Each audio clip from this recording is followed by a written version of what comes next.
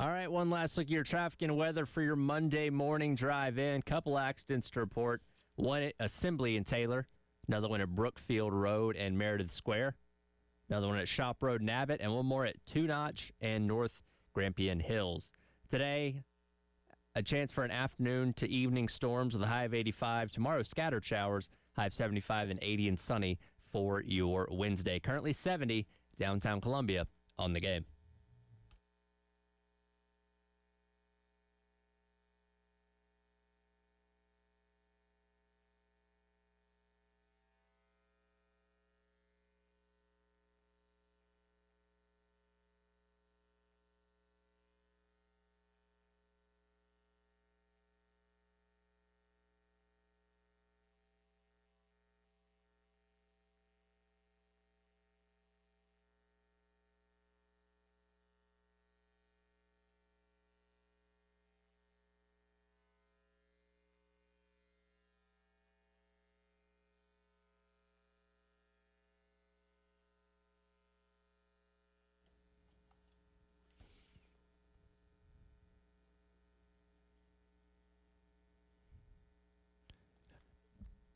Oh, 9 o'clock on your Monday morning. Welcome in.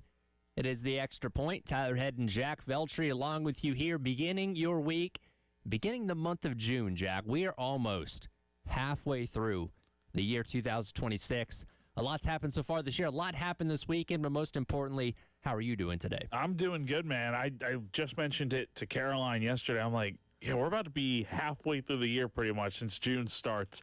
Well, this was yesterday, so it starts now today, but it's crazy, man. June's already here, and, man, we've got a lot to talk about today, but I am doing well. Real quick, is June still the plan for the wedding next year? Yeah, we're kind of figuring out now that, like, one of our top options we still haven't booked a reception venue, so one of our top options in the Charlotte area does not have the date for the reception venue, because we're getting married in a church, June 26th. Okay. But we're maybe potentially going to try and move around the date a little bit. I'm not sure yet, but we'll see. Depending on, most places that we've looked for receptions have been pretty flexible with that June 26th date and have it open, but this one place we're looking at does not have it open right now. So that might change things a little bit, but right now we're still sticking with June next year. Well, you did the smart thing of giving yourself ample time to plan everything out. Exactly. We will have plenty of time to figure everything out, and yeah, man, it's good to be back in here. It's been a like probably before Mother's Day was the last time I was in here. I know. I was thinking about it. I was like, I haven't seen Jack in person in quite a while, which I'm glad we have the capability of doing things remotely when you're, again, everywhere when it comes to covering these teams. But now we get to not necessarily relax, but we get to be a little more stationary for the next couple months, at least until football season gets here. Yep. But we have got plenty to talk about. This baseball search, I think it's finally going to really get off and running in a lot of ways here this week. I was just thinking about this. Like when there's severe weather in the area, you have tornado watches and tornado warnings.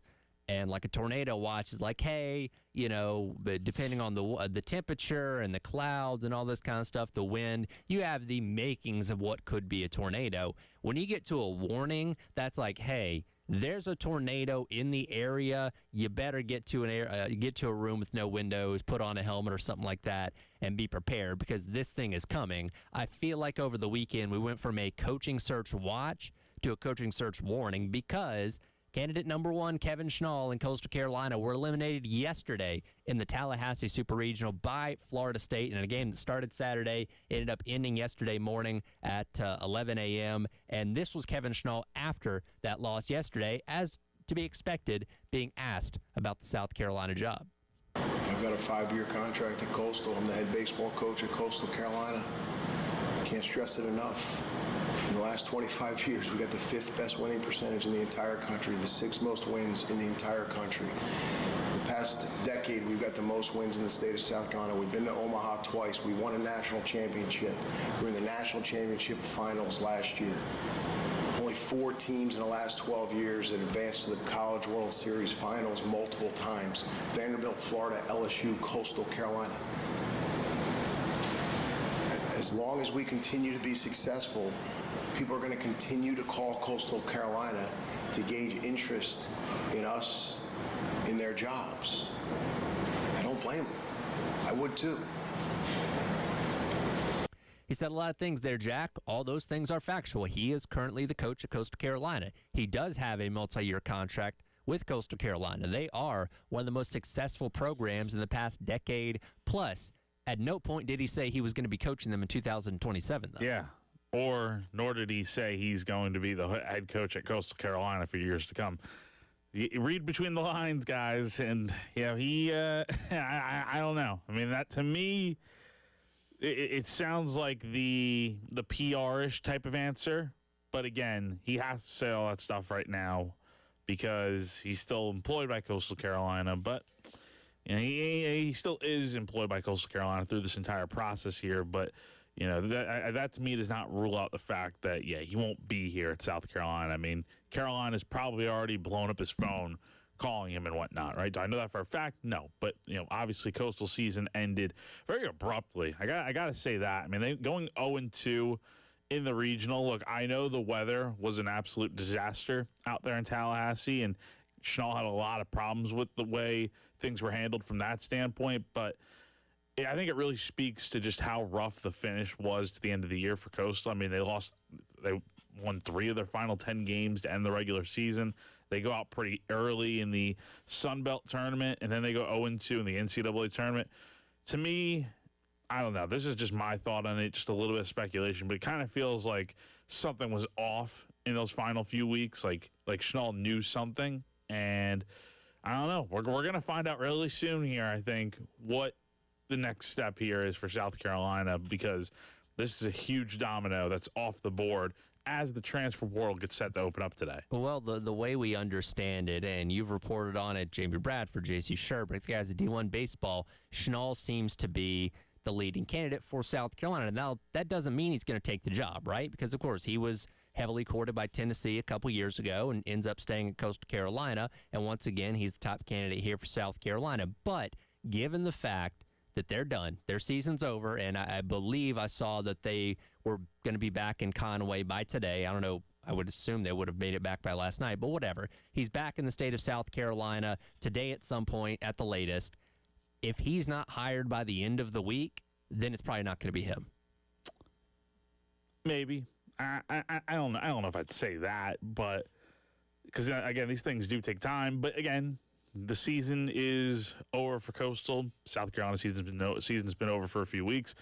You are trying to make this hire as soon as possible. What I will say, though, is he's the only, top candidate that has their season over. Right. As in, Steve Saban's, that West Virginia game was crazy last night against Kentucky, coming back to score 5 runs in the top of the 9th to take the lead and win that game 11-9.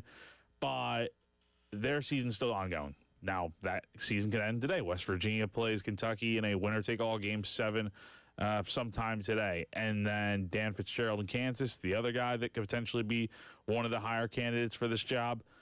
Kansas is off to a super regional. So, I think we've talked about it before. I don't think they should have all their eggs in the Kevin Schnall basket, and that's it.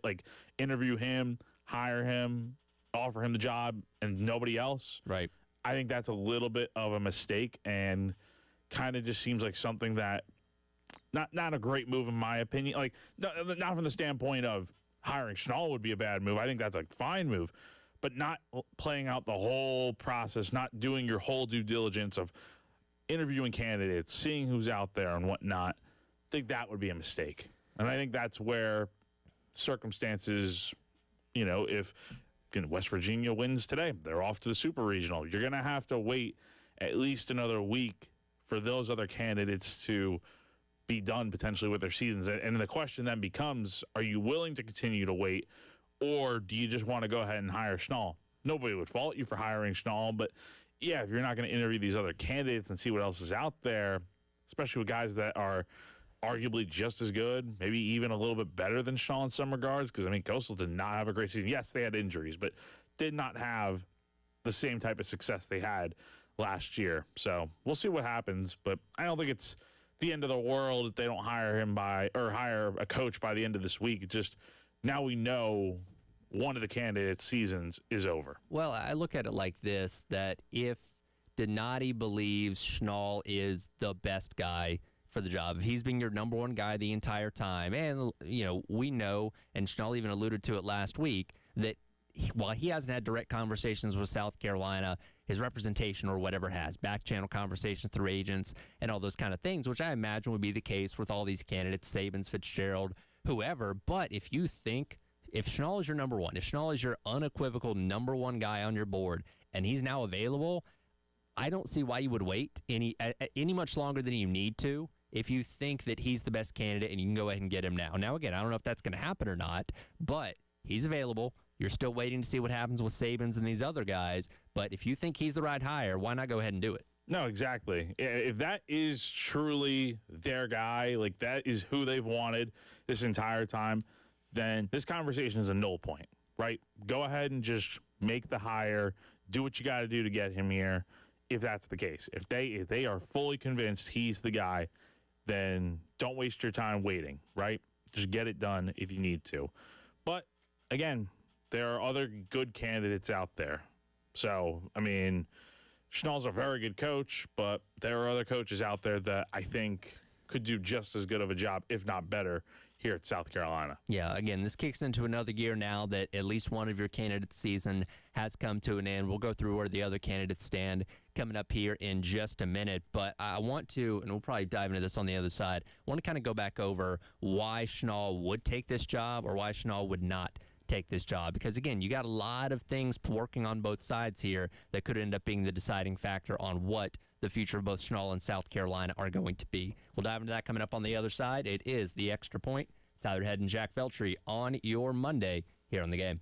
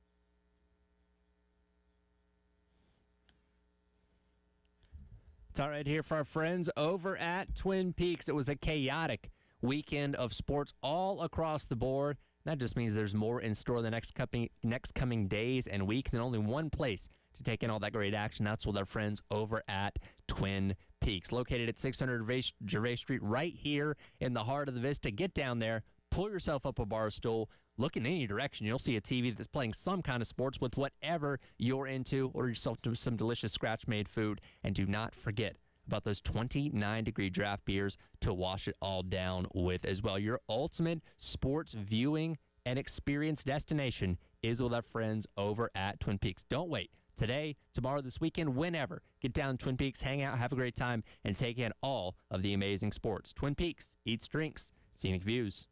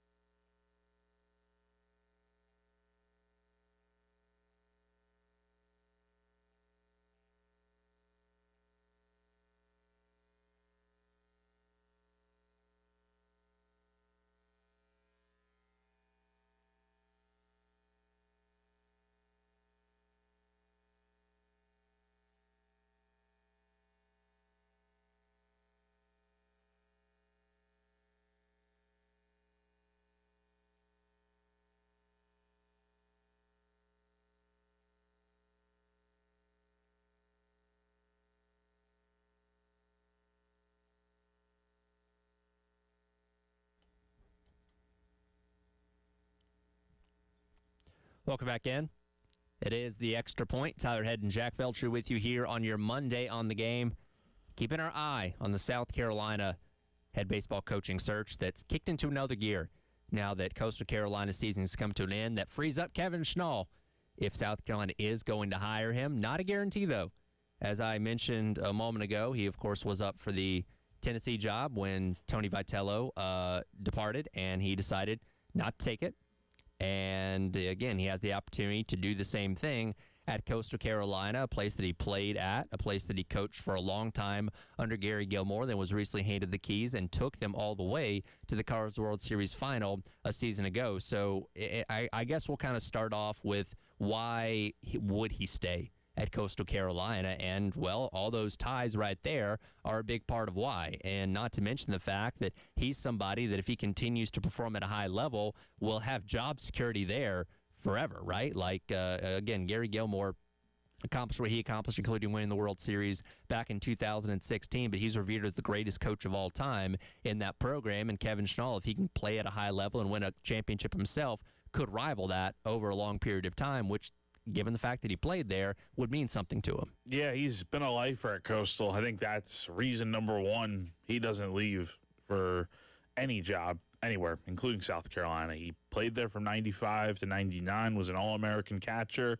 in his last season there, and then was an assistant on staff at Coastal shortly after that from like 01 to 2012, and then went to UCF, ironically worked for Terry Rooney, who was the head coach at UCF for a few years, and then found his way back to Coastal in 2016, associate head coach, recruiting coordinator. He held that role until Gilmore retired now 2 years ago. So he was hired in 24 as the permanent head coach and has done pretty well since then. Obviously, this season was definitely a disappointment with the way they finished, but again, dealt with a lot of injuries, and they have a very talented team still, considering all that they've gone through this year. So money's not everything for everyone, right? Like, we look at what Schnall makes at Coastal Carolina, about $500,000. Now, there's incentives built into that in terms of what he does in the postseason, as any coach's contract would. But realistically, you can come to Carolina and make roughly twice, if not triple that amount of money based on what they were paying Paul Mainieri, if we're kind of going to use that as a gauge. And if they think that Schnall is the guy for the job. So you can come here and you can make more money. You're still within the state. So if you like being in the state, you're not having to go that far. But there is the possibility maybe he just really loves being on the coast. Maybe he really loves being in Conway. His family likes being there, whatever it may be. Those are things that can be working against South Carolina that unless he just keeps the house out in Conway and commutes back and forth, which isn't impossible, that is something that is maybe a little bit hard to overcome in this situation. Yeah, definitely. So I think that there's a few ways to look at this. So when you look at the job comparison here, just strictly based off of current circumstances alone, I think you would say Coastal Carolina is the better job right now, because South Carolina is an absolute dumpster fire at the moment with the way things have gone the last 2 years. The amount of guys that are going to end up transferring out probably is going to likely reach double digits eventually here. You're going to have your work cut out for you at South Carolina. Meanwhile, Coastal, look, they went 0-2 in the NCAA tournament, but this is still a team that has a lot of talent, a lot of young guys on this team notably. And I think if he's back for next season, Coastal's probably one of the favorites to win the Sun Belt. And honestly, in terms of like College World Series favorites, I would think they'll be somewhere, not maybe at the top, but definitely like top 20 in the mix maybe. But when you look at this job from every other perspective, like when things are going well, South Carolina is easily the better job, not even close. Right. And I think from a financial standpoint, everything you could have here at South Carolina is far and away the better job. You're going to get paid way more money. He'll be making 7 figures at South Carolina if he decides to come here. I would imagine he'll make somewhere closer, probably a little bit more than what Paul Mainieri made, right? So that feels like a given. The other thing is he's going to have very good resources to work with. He'll, get the funding necessarily to build his roster the way he sees fit. I'm sure he would have a big say in facility upgrades and ballpark upgrades, because I think South Carolina definitely needs them for sure. So, But the thing is, and I think he talked about this from one of the first times he publicly was asked about the Carolina job all the way back in April, like Coastal needs to continue to meet the mark when it comes to resources and facility upgrades. Because if that's the case, I don't think he said this publicly, but like the vibe I got was that as long as Coastal continues to stay with the times and continues to do what's necessary to compete at this level and have this amount of success, I don't think Schnall goes anywhere. But if Coastal can't stack up from that standpoint, which, spoiler alert, I don't think they're going to be able to when you compare it to South Carolina, then maybe Schnall decides to go elsewhere. But it is a little bit of a tougher sell, I think, just because he's been at Coastal for so long, and he's talked about wanting to be there for the rest of his career. Yeah, and again, there's a difference between a program in a better place and a better job overall, because you're right, Coastal, it's the best program in the state right now. There's no denying that, considering the fact they played for the World Series title a season ago. And if he did come back to Coastal next year and in the future, they will continue to be one of those teams that's looked at as a candidate on a year-in, year-out basis. And they're in such a unique spot, as we've talked about a lot, where especially in this era of NIL and all that kind of stuff, where rarely is a mid-major program looked at as one of the elites in a sport, and Coastal Carolina is that in baseball, and that's kind of, in a way, their front porch. Again, we talk about sports being the front porch of universities. Mainly that's football at most programs. Coastal has the opportunity to do that with baseball, and again, allocate maybe more resources to that program than other programs, certainly in the Sun Belt, can do towards their baseball program to continue for them to be successful. But, again, coming here to South Carolina, the salary would be significantly larger based on, again, what we know that they were paying Paul Mainieri, and you have a larger pool of resources to pull from, and ones that seem, I think, to most people more sustainable in the long term. Not saying that Coastal can't continue to spend, but you feel as though Carolina is in a better position to do that, if that makes sense, over a longer period of time, which that's just kind of the case at most Power 4 institutions. And I think those are things that do work in South Carolina's favor here in trying to poach him off the coast. Exactly. So it really, at the end of the day, it just comes down to, if he didn't leave for the Tennessee job, what makes it feel like he could leave for the South Carolina job, right? And that's a question Jeremiah Donati and everyone else involved in that search is going to have to answer, because, yes, you can offer more things, but the state of the program needs a lot of work. And you got to be able to sell Schnall on the idea of coming here and being the guy to turn that thing around. But we'll see if that's the case. Now, why should you hire Kevin Schnall, I think, is the other question here that we need to talk about. Well, obviously, he's very accomplished in a short amount of time. Won 56 games last year, went 56-13 his first season as the head coach at Coastal, finished national runner-up at the College World Series, losing to LSU. Very good season for Coastal Carolina. He won multiple Coach of the Year honors and really just had a stellar year. And I don't think it's some fluke, because when you look at his time at Coastal, again, he was the recruiting coordinator, associate head coach for almost a decade before becoming the full-time head coach. Like, a lot of that roster was built under his watch. So kind of like a seamless transition, like always been there, and it's not really a surprise the amount of success he's had right away given Coastal's history. And then this year, a little bit of a more down year again, but you made it back to the tournament. So those reasons right there, he's done a very good job. I will point out one other reason from a baseball standpoint of something to keep an eye on. Not saying this is not why you should hire him or why you should hire him. Coastal plays a little bit more small ball. Mm-hmm. They are top 3 in the country in sacrifice bunts.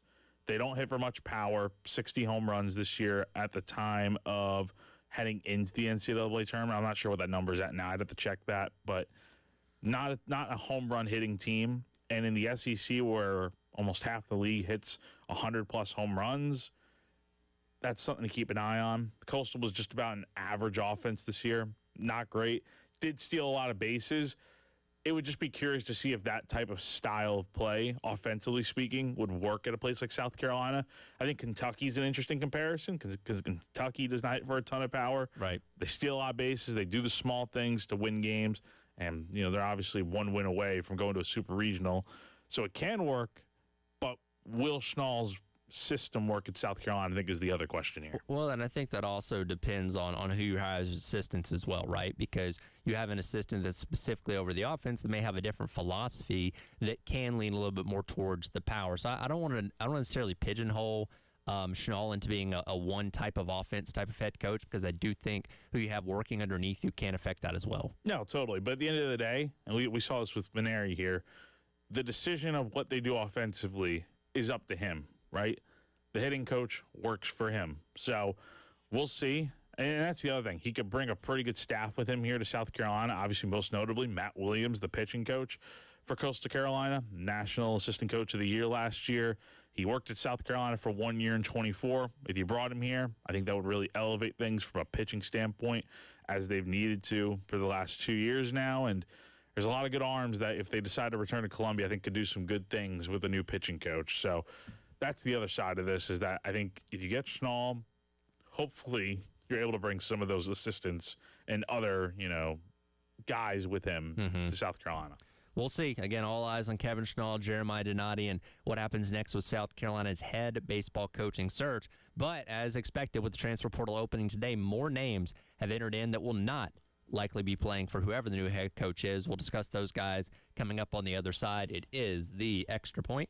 Tyler Head and Jack Feltry on your Monday on the Game.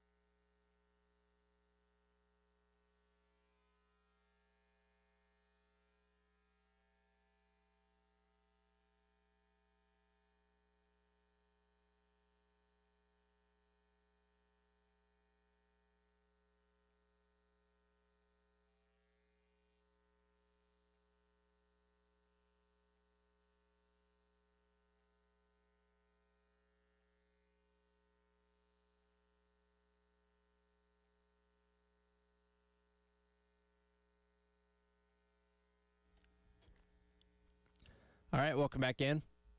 Extra Point. Tyler Head and Jack Veltri along with you here on your Monday on the game. Let's see, Russ weighs in on the Firehouse Subs text line and says, I think we're just going to have to give up the beach to triple my salary. You can make that kind of money. I can put the kids on the King Air and they can be at the beach in 20 minutes, in reference to Kevin Schnall and why he should take this job. We'll see. Again, a lot of connections to Coastal Carolina that could keep him there going forward. I think if he turns down South Carolina after already turning down Tennessee, will we confidently say he's probably never leaving Coastal at that point? Not necessarily. That could just mean there is still that dream job out there. Who knows where that is? I mean, that's really what Kevin. I mean, I don't know. I mean, I think you can't rule it out, but I think there's always the possibility that there is that other job out there. I think every coach has that dream job, and we'll see. Yeah, well, we'll see. But again, we're on watch to see what happens with Sean now that Coastal season ended yesterday against Florida State. Well, whoever's going to be the head coach is obviously going to have to fill a lot of holes on this roster because of departing talent. On show on Friday, we talked about Josh Gunther being the first guy into the transfer portal for South Carolina. Since then, up until late last night, 4 more guys have joined him, and Dawson Harmon, Alex Valentin, Patrick Dudley, and then most recently Gavin Brayland, who again posted last night on social media that he was entering the transfer portal. I guess the most significant of these names would be Alex Valentin, who of course had his ups and downs as everybody did this year, but at times looked really, really good. At times looked a little bit shaky.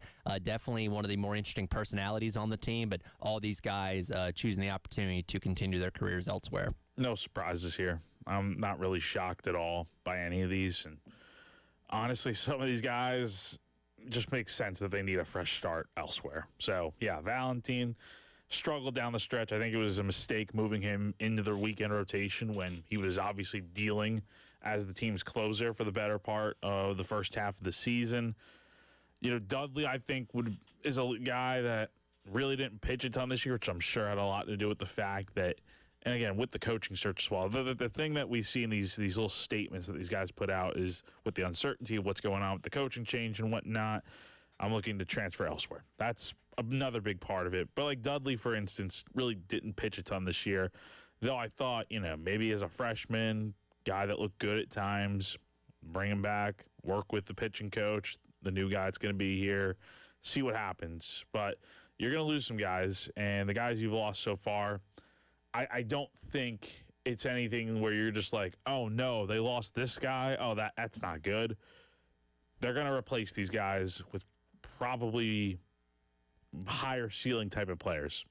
Just my opinion. Like if you're bringing in a Kevin Schnall, he's going to bring in some pretty talented players with him from Coastal, some recruits, etc. Like wherever the coach comes from, we'll bring in guys that can fill the gaps for sure. I think when you look at a guy like a Dawson Harmon, I think it's kind of a perfect example of what didn't go right with Mainieri here, because again, last year he looked at his team and said, hey, you guys aren't good enough. I'm going to go out there and basically reset everything in the portal. What, I think, was it 10 total guys that returned from last year's team? It wasn't a high number, right? Yeah, 10. So you bring in a guy like Harmon who came from the College of Central Florida, not UCF, the College of Central Florida, in the JUCO ranks, which did really well there. And I was reading some of your notes back from the preseason, did hit the most home runs in the preseason for this team, but he gets into playing in the SEC and the grind of that, and it just doesn't end up translating as well. Had a few moments, few home runs here and there, but it wasn't consistent, unlike, like pretty much everybody in the lineup,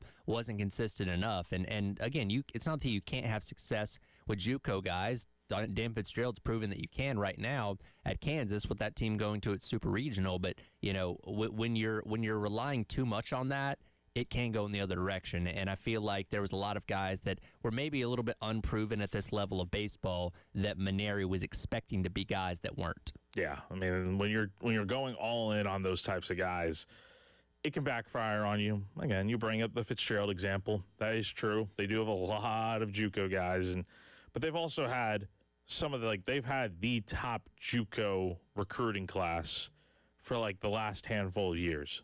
So they've brought in those types of guys. I don't recall seeing South Carolina having this top end recruiting class from a JUCO standpoint. Did they have a good transfer portal class on paper? Sure. Obviously, they were top 10 last year in the offseason. But Yeah, I mean, look, some of those guys thought they were going to turn out better. They just didn't. I mean, it's as simple as that. And I think that just goes to show that the higher end of pitching was just something they haven't faced consistently before at those lower levels, and they definitely looked overmatched at times. So, yeah, I think, look, you're bound for another offseason here where some guys are going to wait and see what happens. Some guys are going to wait to see what South Carolina offers them, et cetera, see what kind of highest deal they can get.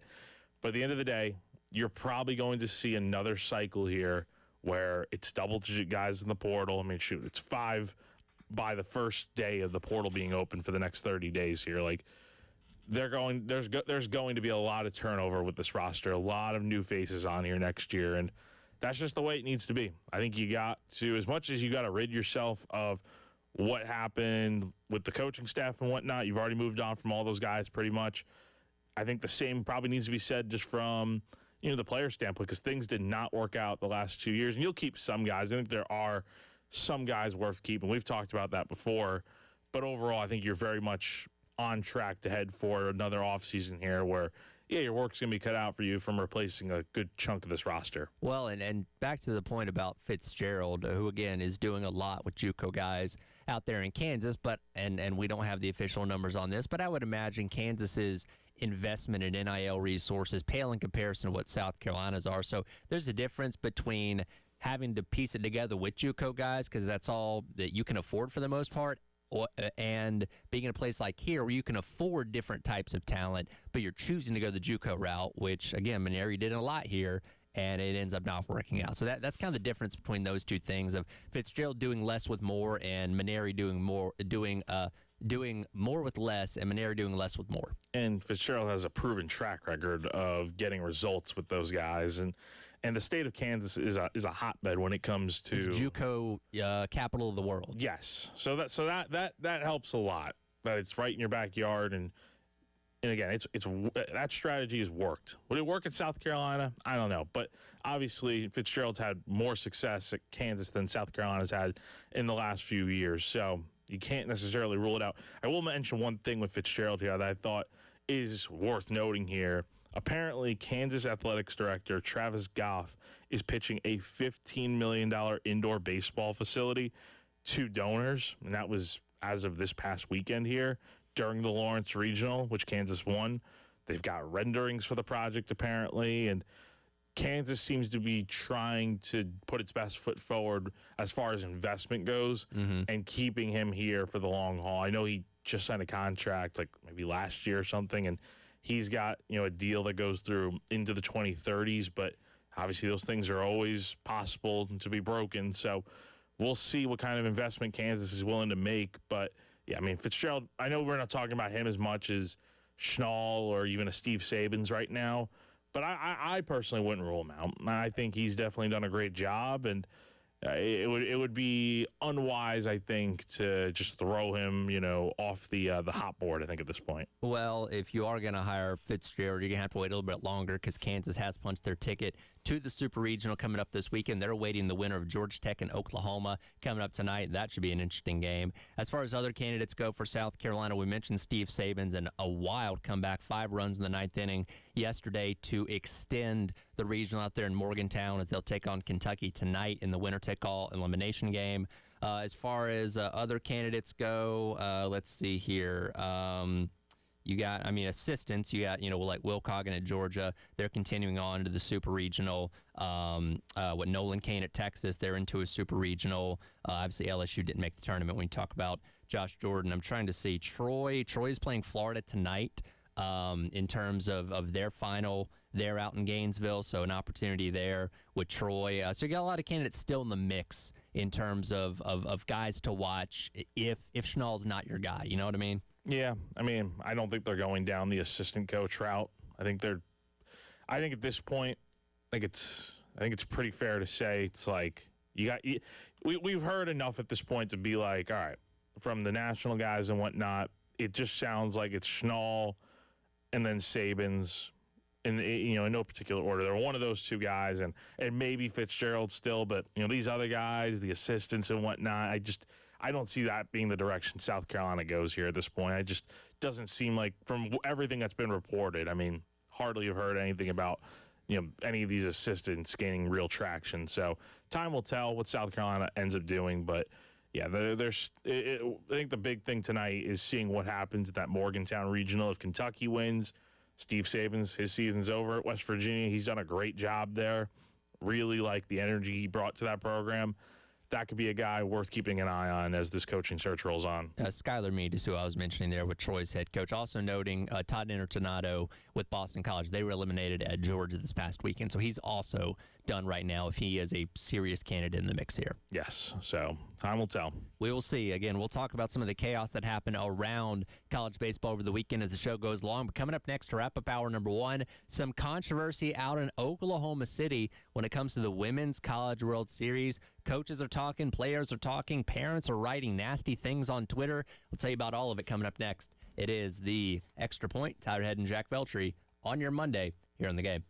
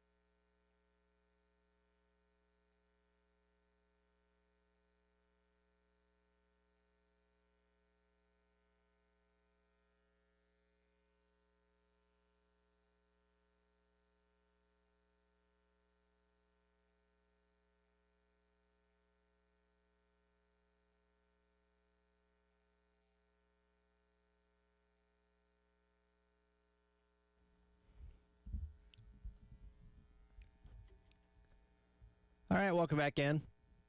It is The Extra Point. Tyler Head and Jack Veltri with you here on your Monday on the Game. We're talking a lot of college baseball, but the Women's College World Series currently going on out in Oklahoma City as well. And college softball is always exciting, but there's been quite a bit of drama this past weekend as well as the tournament rolls on out there in OKC. And on Saturday, Tennessee defeated Texas Tech, scored 2-1.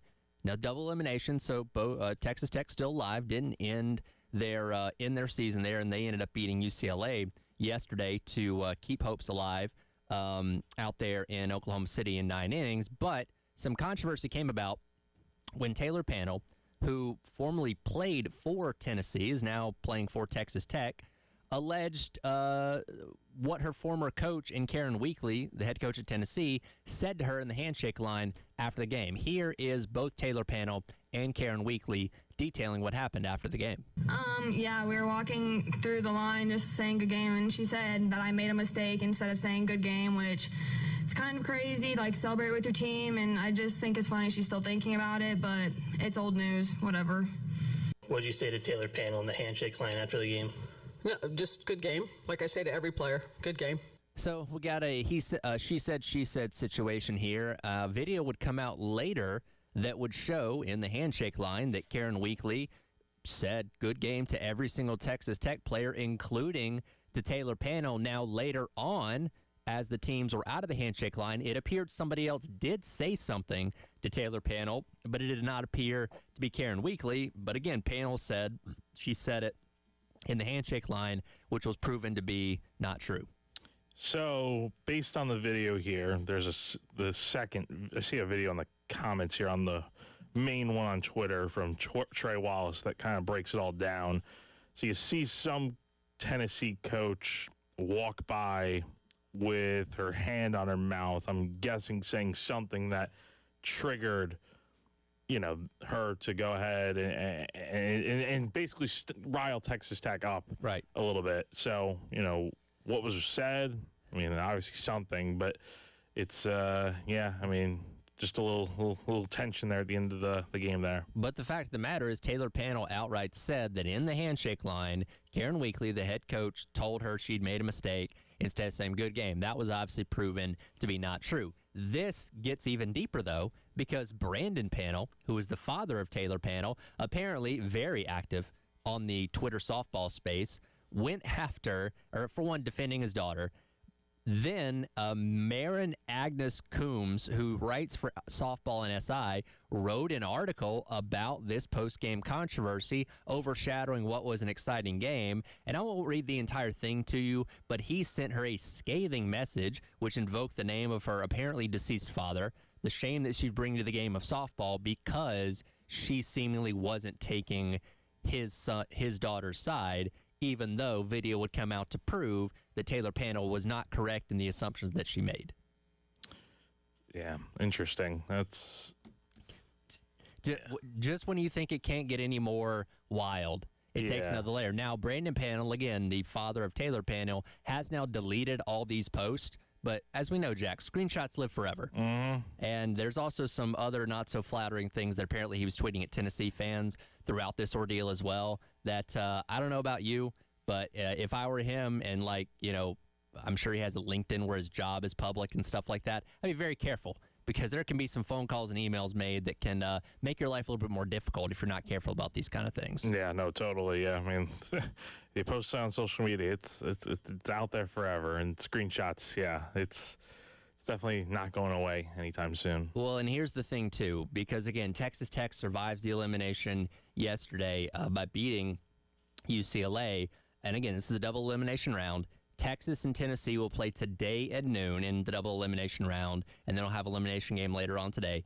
There's a possibility these two teams could play each other in the Women's College World Series final later on this week. There's already been a lot of chippiness and a lot of drama throughout the Women's College World Series anyway. I can't imagine the level it would take it to if these two teams get paired up again. I would sign me up for that, please. Mm-hmm. Yeah, no, it'd be pretty crazy to watch. So we'll see if that ends up being the case. But yeah, seems like things are getting a little dicey out there in OKC, which makes for more entertaining softball for sure. Yeah, I'm telling you, man, and we'll get into what happened in the baseball tournament more specifically elsewhere outside of looking at it from a Carolina perspective. This is a fun weekend. I contend that I do think the baseball tournament maybe delivers on drama and chaos, maybe at times even more than the March Madness. I would agree. I really got to watch a lot of it last night. I watched, again, that West Virginia game was just absolutely nuts to watch last night, and just seeing everybody freak out about it. And there was a lot of that this weekend across the sport, a lot of upsets and whatnot. How many, we talked about it when I stayed on air for that extra hour to fill in for Wes and Chris on Friday. Yep. What was the over-under? I mean, I know some, what you call it, regionals need to be decided here still, right. But how many hosts have been eliminated so far? So far, Nebraska has been eliminated, Southern Miss, UCLA, only 3 so far, but you're right. We still have A&M and Southern Cal tonight. You'll get Auburn and Milwaukee. Oh, we'll talk about this later in the show. Milwaukee might be the story of the tournament so far. West Virginia and Kentucky. I set the number at 6.5 the other day. I don't know if we're going to get there. Florida State and St. John's as well. But it was a pretty interesting weekend in terms of some of those top seeds going down. Feels like there's a lot more upsets, but maybe that's just not with all the hosts. Yeah, it's been a fun weekend, that's for sure. We'll transition into football coming up next. 96 days away from South Carolina and Kent State. We'll talk about the number 96 as the show continues here on your Monday on the Game.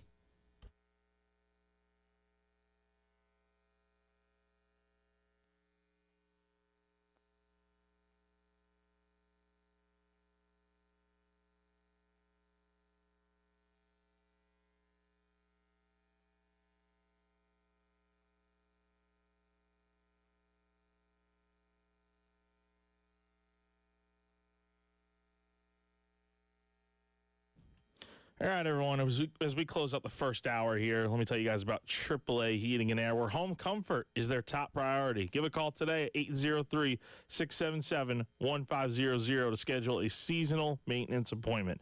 Let AAA Heating and Air's qualified technicians put your mind at ease with a thorough inspection and cleaning of your heating and cooling system. Join their popular AAA Comfort Club to take advantage of special extras like flexible visits, added discounts, and priority scheduling. AAA Heating and Air also offers indoor air quality products that work with your HVAC system to improve your home's air quality. Cleaning the air eliminates common household odors, removes allergens and pollutants, and can even improve sleep and reduce the spread of some viruses.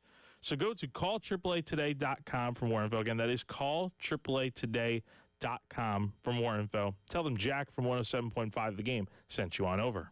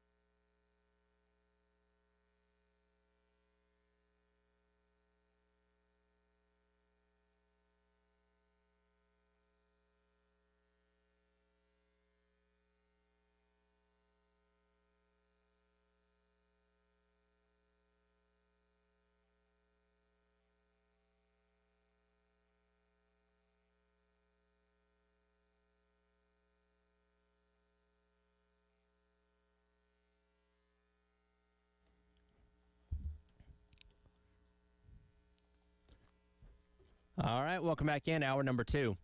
It is the Extra Point. Tyler Head and Jack Belcher with you here on your Monday on the Game. We've officially started the month of June. And technically, Jack, we can say we are 1 month away from being 1 month away from football because technically week 0 is at the end of August. So once we get to July, we'll only be 1 month removed from football actually taking place. We're getting closer, man. It's still a little over 3 months, but we'll be smelling it here soon. So in simpler terms, we are 2 months away from the month of August, which is the first month of football. Exactly. Yes. Yeah. And that was a very convoluted way of just saying. I was trying to make it sound good. Yeah. I appreciate your optimism. We are still going to have to go through this summer with the waiting of, man, what day is it? What day is football? How many days?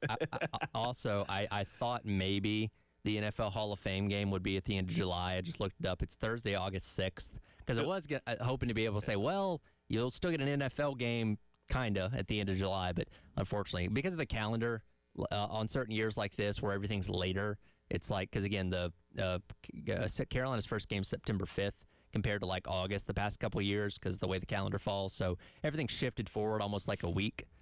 So yeah, no football in the month of July, but August can't get here soon enough. Yeah, so it'll be here before we know it, man. And we are now 96 days away. 96 days from kickoff. It's gonna fly by. And as I mentioned, as we got under 100, we're gonna count down every single day and talk about something significant having to do with that number in South Carolina football. And today being 96 days away, a couple days ago we talked about Gabriel Brownlow-Nittany when it was 100 days until kickoff, but 96 is significant. And I was kind of poking around the South Carolina stats page yesterday from last season, and 96 ended up being the exact number of carries Rasul Faison had last year as the lead running back at South Carolina. Of course, the running game as a whole was nothing to write home about, and it does feel kind of crazy how big of a deal the Faison eligibility was for his season to just kind of end up being pretty bland to nothing. Mm-hmm. Now, again, that wasn't all his fault. He didn't have a good offensive line in front of him. But, we really put our eggs in like, hey, this guy is going to be the dude in the backfield. We need his eligibility. And then it just didn't happen. No, not at all. So, yeah, that's a guy that really just did not work out here at South Carolina. Like, I mean, he was a 1,000-yard rusher at Utah State coming in here. All the hype of – I think it wouldn't have been as big of a deal, the fact that he didn't have a great season, if – there wasn't this long wait for him to be the guy here at South Carolina at the running back. Like, all the eggs in the basket of waiting this out with Faison. I feel like if that hadn't happened, not that big of a deal. But the fact that it was such a long wait turned out to be a major disappointment. Well, and we saw at times last year those moments of like, okay, I see. Like, was it the third down run he had against Virginia Tech that went for like 30 yards? Now, something like that, yeah. He had to sidestep a guy in the backfield, which again shows you the problems with the offensive line. But he was able to burst out some really good runs here and there throughout the season. Had the long run against Texas A&M, I think on a 4th down and 1, if I remember correctly. So there were good runs mixed in here and there. A long run against Oklahoma, but when you look at his stats for most of those games, that's what it ended up being. He'd have like one long run, then do not much else after that. Yeah. So, again, a guy that really didn't pan out last year, but now this year you have an entirely new running back room, and you're trying to see who can be that guy in that room. And I think the bar to clear of last year from Faison to everyone else in that room should be pretty low for somebody to step up and become that guy and have a good year. Well, and the reason I point out the number 96, and I went back and looked, this is the first time in the entire Beamer era that the main running back in your backfield did not eclipse 100 carries. Rocket Sanders had more over than 100 a couple years ago.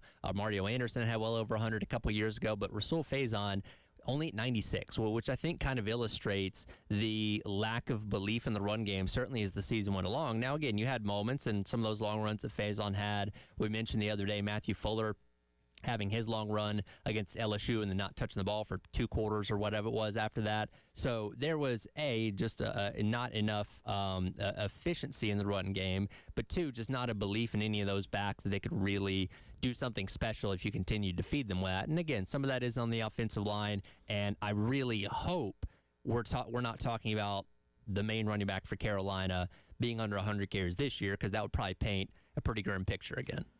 Yeah, but at the same time, I think unless they have their guy figured out by week 1, don't you think we're going to start the season here talking about they're probably going to split the carries up the first 2 games, and then maybe like after that. But again, I think they're probably going to, we've seen in the past, they're probably going to go running back by committee to start the year. And then once they figure out who's standing out the most, they'll probably ride with that guy.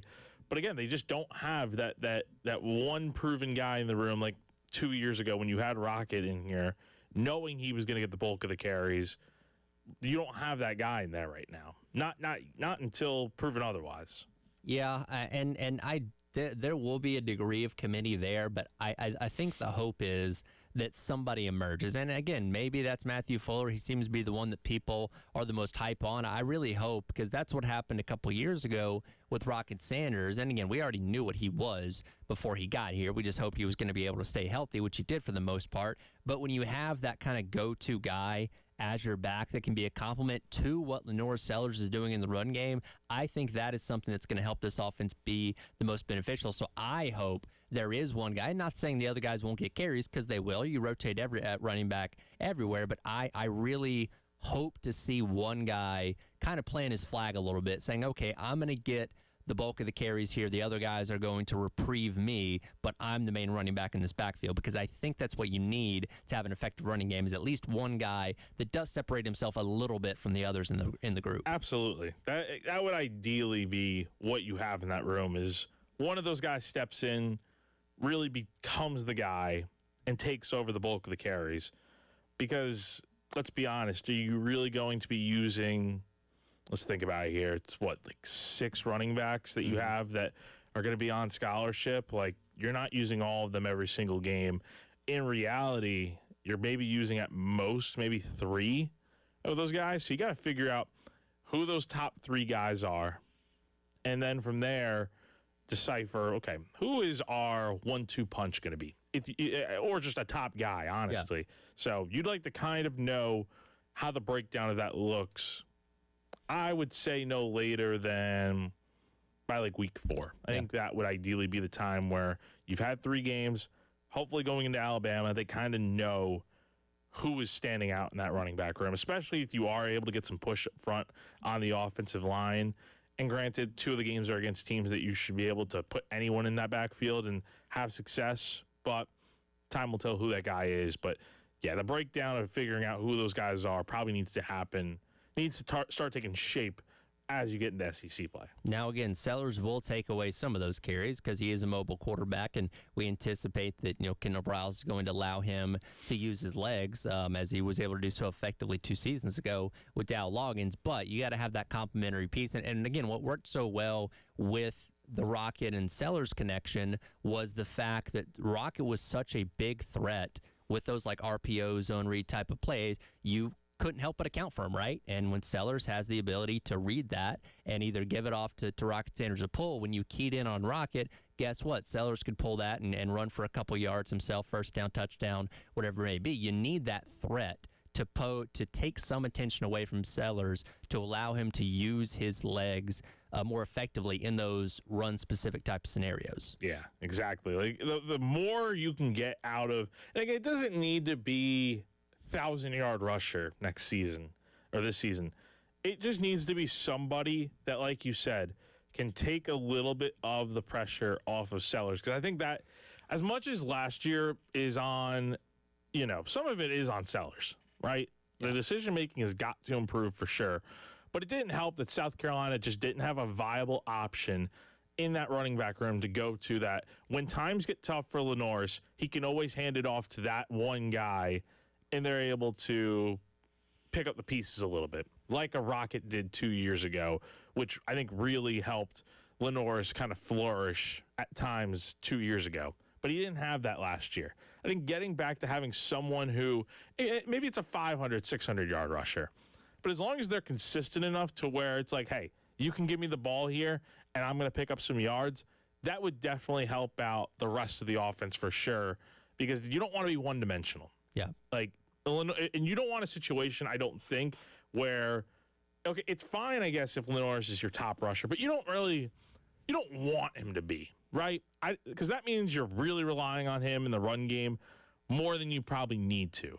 You want to have that top guy in the running back room, and then you can rely on Lenoris and his legs when the situation calls for it, ideally. Yeah, and of course, we point so much to Kendall Briles when he was with KJ Jefferson at Arkansas and Rocket as well, as kind of a direct comparison because KJ Jefferson and Lenore Sells have a very similar skill set when it comes to running the football and their athleticism. I go back to 2022. That was his last year there at Arkansas. Now, Rocket was the lead back there. We ran 1,400 yards on 222 carries. KJ Jefferson had 158 carries for 640 yards. The season prior, KJ got the most carries that year, ran for 664, and it was a split in the backfield that year with both Rocket Sanders and Traylon Smith running for almost the exact same amount of yardage, just shy of 600 that year. So we've seen a different mix in the Briles offenses in terms of the quarterback being the lead guy, a couple different running backs kind of in the mix there with similar numbers of carries. But again, for what we've seen in proof of concept here with Lenore Sellers, my hope is that we have just kind of a guy that separates himself, that can be that constant threat with other guys around him that complement him in the backfield when he needs to be spelled at times. Absolutely. The more the merrier you have in that running back room as far as guys that you can count on. Like, yeah, if it is Christian Clark, Matthew Fuller, combination of those guys splitting reps, but they're both going to be reliable in the backfield, so be it. But you at least want to have that one guy that you can rely on when you need to start handing the ball off to the running back to take pressure off everyone else and just let them carry the rock. You hope to have at least one of those guys. More, the better, but we'll see what happens. It is going to be interesting to see how this running back room does shake out after such disappointment last year, and just how much of, I think this and the offensive line are probably the two main position groups that I think underwent the most change this offseason. I'm going to be interested to see, because, again, every single day we're going to take this number of days until kickoff and correlate it to South Carolina. How many times we go back to either the offensive line or the run game as major talking points? It'll probably be a lot. Yeah. Definitely, especially as we're in these higher numbers. And as it should be. As it should be. Because that was one of the major concerns last year. They have the most to prove, and that's going to be a talking point regardless of how many days there are. That will be the talking point until they prove it on the field this season. 96 days until South Carolina and Kent State at 12:45 on September 5th over at Williams-Brice Stadium. We'll switch to the pros coming up next as we finally got our championship set for both the NBA and the NHL. We'll discuss those on the other side. It is The Extra Point. Tyler Head and Jack Beltry on your Monday on the Game.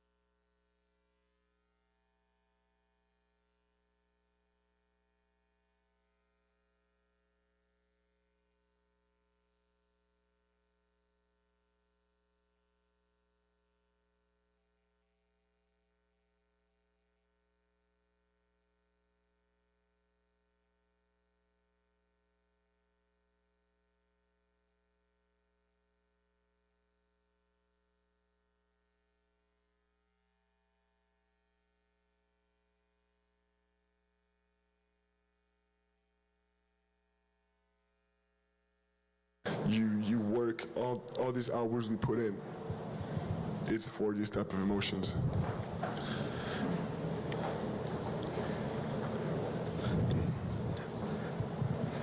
Like I want that. I want to win so bad. It's like my life depends on it. Welcome back in. It is the Extra Point. Tyler Head and Jack Velcher with you here on your Monday on the Game. That the voice of Victor Wembanyama, star player for the San Antonio Spurs, who have punched their ticket back to the NBA Finals by defeating the Oklahoma City Thunder 111-103 in game number 7 on Saturday night. And Victor Wembanyama, as would expected, ends up having another strong game as he's kind of been the catalyst for this team's success throughout the postseason with 22 points, grabbed 7 rebounds as well. Not his most dominant game, but effective enough to get the job done. Especially down the stretch when this game was kind of nip and tuck. It kind of felt like watching this game. Spurs get off to a good start. Spurs have a nice lead. Then the Thunder come back. Then the Spurs jump back in front. And then they take a little bit of a lead. Then the Thunder come back. It kind of just kept going like that the entire game until the end there where it's a tight game down the stretch. And then I believe it was the Spurs that just really pulled away in those final minutes there. They go up by like double digits in like the last few minutes, and that's kind of like, yeah, that's it for the Thunder, where they got the game close, and then the Spurs pulled away one final time. And it kind of just felt like OKC was just trying to play catch-up the last 2 games here, especially Game 7, where they had the lead at certain points, kept the game close most of the way, but it always just felt like the inevitable of, yeah, the Spurs are eventually going to go on one big run when they need to at the end of the game again, and then they pull away and win the game, which is exactly what happened here. Yeah, it was kind of a situation where it's kind of what happened the other night when the Spurs won, in game number 6, that they never lost control of the game. Even in the moments when the Thunder were able to get the lead back briefly, the Spurs never lost their composure, which I think is really important, and the game never got out of hand. And again, we know how effective OKC is, and they were playing without J-Dub. That's something you got to throw out there. But still, it was never a game that the Thunder really took control of at any point, which I think is a big part of why the Spurs won. Yeah, I mean, SGA played pretty well, 35 points. He did everything. That's what you need from him. And the problem was, and I saw Chet Holmgren was kind of asked about this, he didn't take any shots. I mean, he went 1 of 2 from the field.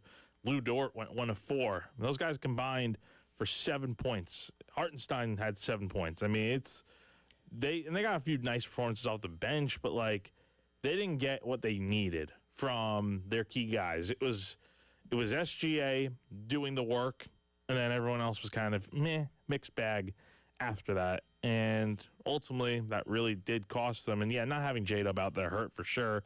But when you look at the Spurs, man, I mean, Wembanyama obviously is always going to be the main talking point, but really good performance all around from that starting 5. Everyone had double figures. Mm-hmm.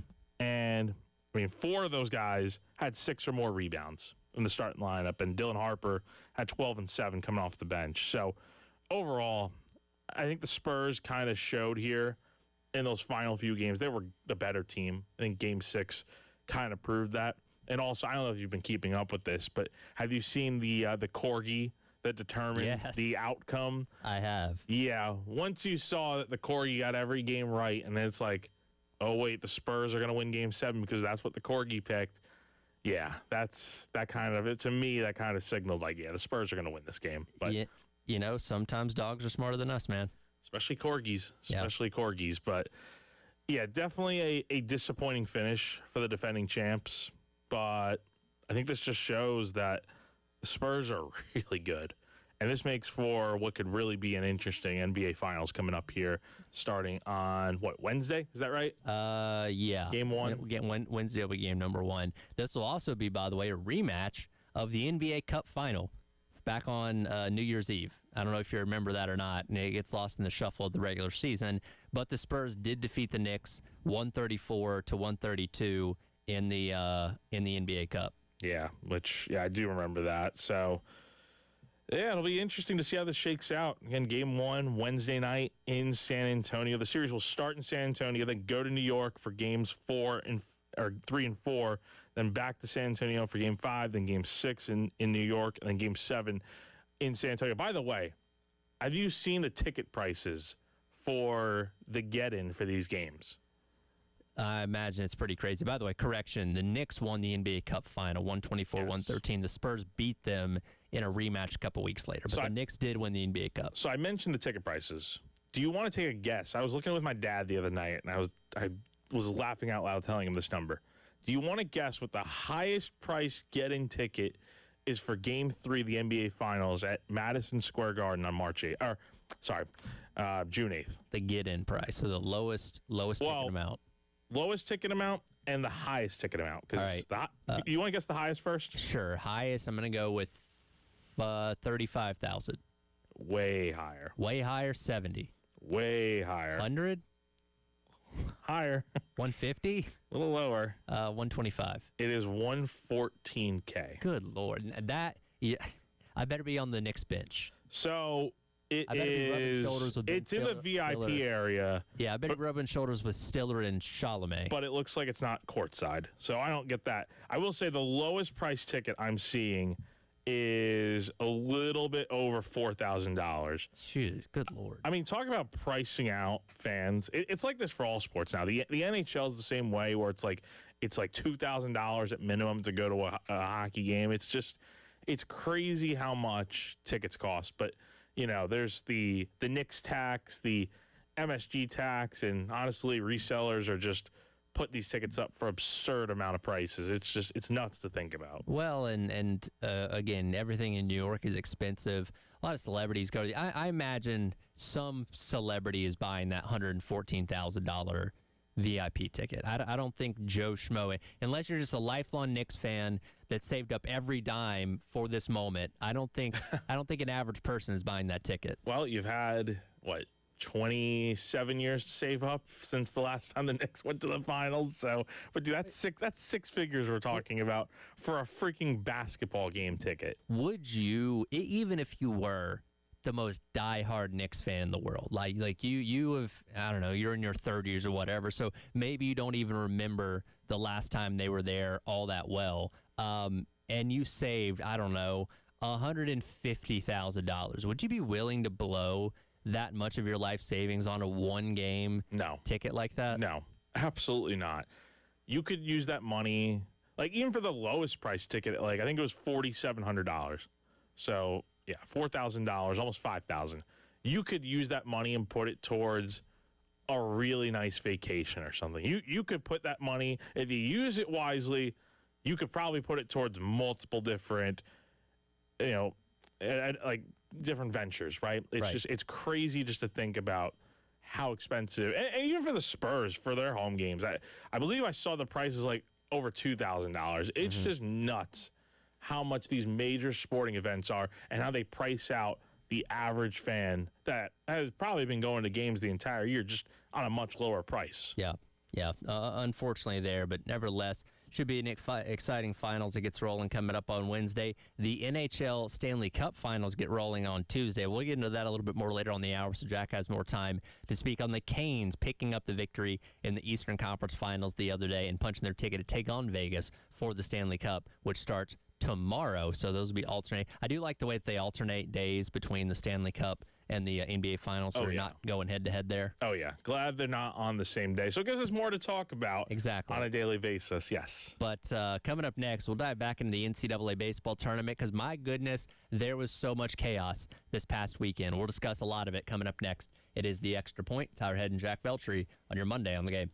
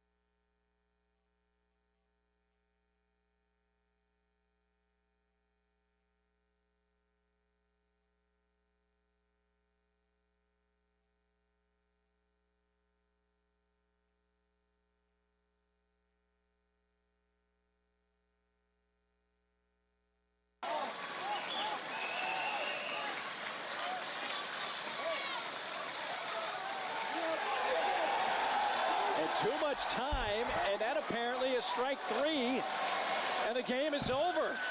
And that's how it ends. And Elliott Avent, whose head coaching career at NC State has just come to an end, is livid.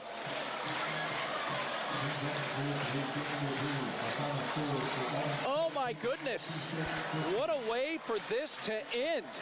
Welcome back in. It is the Extra Point. Tyler Head and Jack Felcher with you here on your Monday on the Game. That was from Saturday, where NC State's season came to an end on a pitch clock violation in their matchup with Auburn in an elimination game. Wild game, 30 total runs scored. Auburn ends up winning it 17-13, and not only did that end NC State's season, Elliott Avent, the longtime head coach there, who's retiring, ended his career on a pitch clock violation.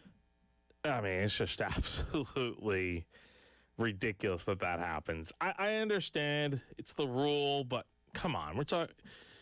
There's a lot of things umpires did this weekend that I think will ruffle feathers and cause frustration. But I think, to be fair, I think there's a case to be made that NC State got a sympathy vote to make the tournament just because Avent was retiring. Like, I think a team like Mercer really should have gotten in, and you could say that NC State was kind of undeserving.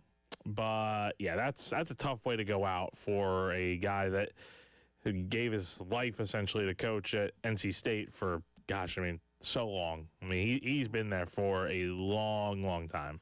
Yeah, and look, he argued his case, right? He went out there and lost his mind on the umpire. Didn't obviously turn anything over, but his last moment as a head coach was that. Now, I did think it was cool that the Auburn fans gave him a nice standing ovation as he came off the field, but that's a way to end a career I don't know if we're ever going to see again. No, that's a tough one, man, for a guy that's had a legendary career too. Now, within that regional, that is still going on because tonight you're going to have Auburn and Milwaukee rematching against each other for the chance to go to a Super. Milwaukee, who dominated Auburn on Friday, 13-8. Like I said earlier, I think they're the story of the tournament. This stat comes from College Baseball News. It said on April 3rd, Milwaukee was 5-22, one of the worst teams in the country, getting run ruled by tons of teams. They finished the regular season at 22-31, but won their league and got the auto bid, and they beat the 4-seed Auburn on Friday, beat UCF by 7 runs after that, and now get a chance to punch their ticket to a Super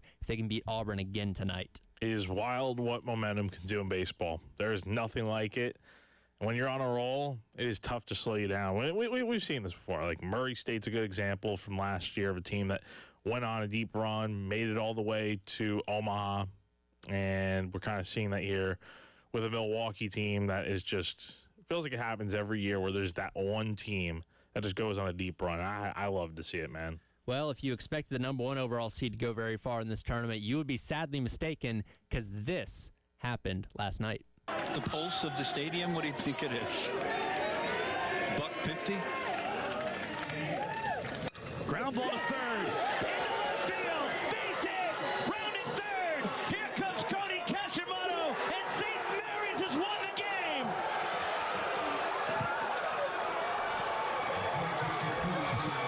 For the second year in a row, the number 1 overall seed ends up going down in the regional round of the tournament. Was Vanderbilt last year, UCLA this year. Now, they should have been eliminated on Saturday. They had to score 3 runs in the bottom of the 9th inning to beat Virginia Tech in that game. They advance.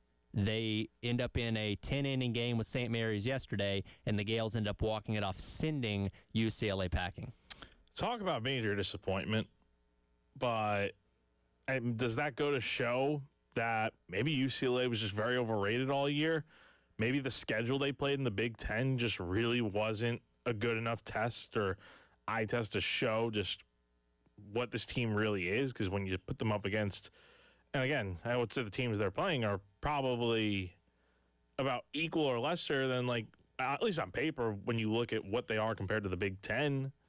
But, yeah, just it's kind of crazy to just see a number 1 overall seed go down, because Vanderbilt went down last year, and then this year, UCLA. That's crazy to think about. Yeah, and they were really kind of, I feel like, playing on borrowed time because they won all 3 of their Big Ten tournament games with walk-offs as well. Yeah, it kind of just felt like they were playing a little bit on thin ice, and then you see that this weekend here where they really did not play well at all, and that's going to get you eliminated, man. Again, we talked about this on Friday. Like, when you lose one of those early games on in this tournament, and then you got to go out here and your back's up against the wall for multiple games, I mean, it can really wear on you, and your margin for error becomes razor thin. And when you're playing on thin ice, it's tough to get out of that hole there, which we see that with UCLA. Yeah. You mentioned the umpires and maybe being a little bit extra this weekend.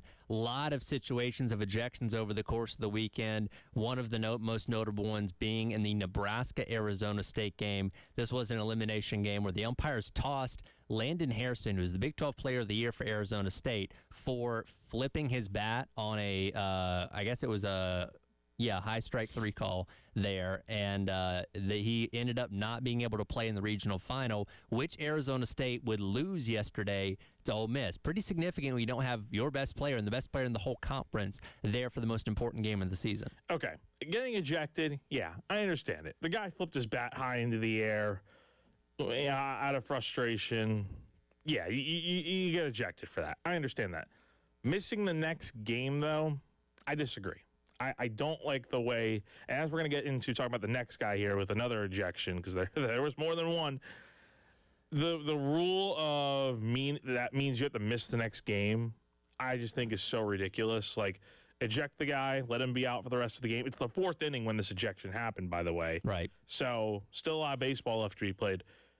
Having to miss the next game is a little bit ridiculous. I understand there needs to be consequences, but that's what the ejection's for. So I agree with the ejection, but I disagree with having to miss the next game. Well, one of the other big examples over the weekend was yesterday when Trey Phelps of Georgia hit a 2-run homer in the bottom of the 6th to give them the 2-1 lead over Liberty. Georgia would go on to win the game, but Phelps was ejected from the game for his home run celebration, which they were basically citing as pointing at the Liberty dugout. Apparently his parents were sitting above the Liberty dugout, and that's who he was pointing at. He gets ejected from the game after he finishes his home run. Wes Johnson, Georgia's head coach, comes out there to argue with the umpires. He gets tossed too. So now I believe both of those guys are going to be out for the Super Regional, at least game 1, coming up this weekend. Yeah, that's just, man, that's ridiculous. So, all right, so you see the clip here. Again, we don't have it on air here to show, but the umpire's immediately following Trey Phelps as soon as he looks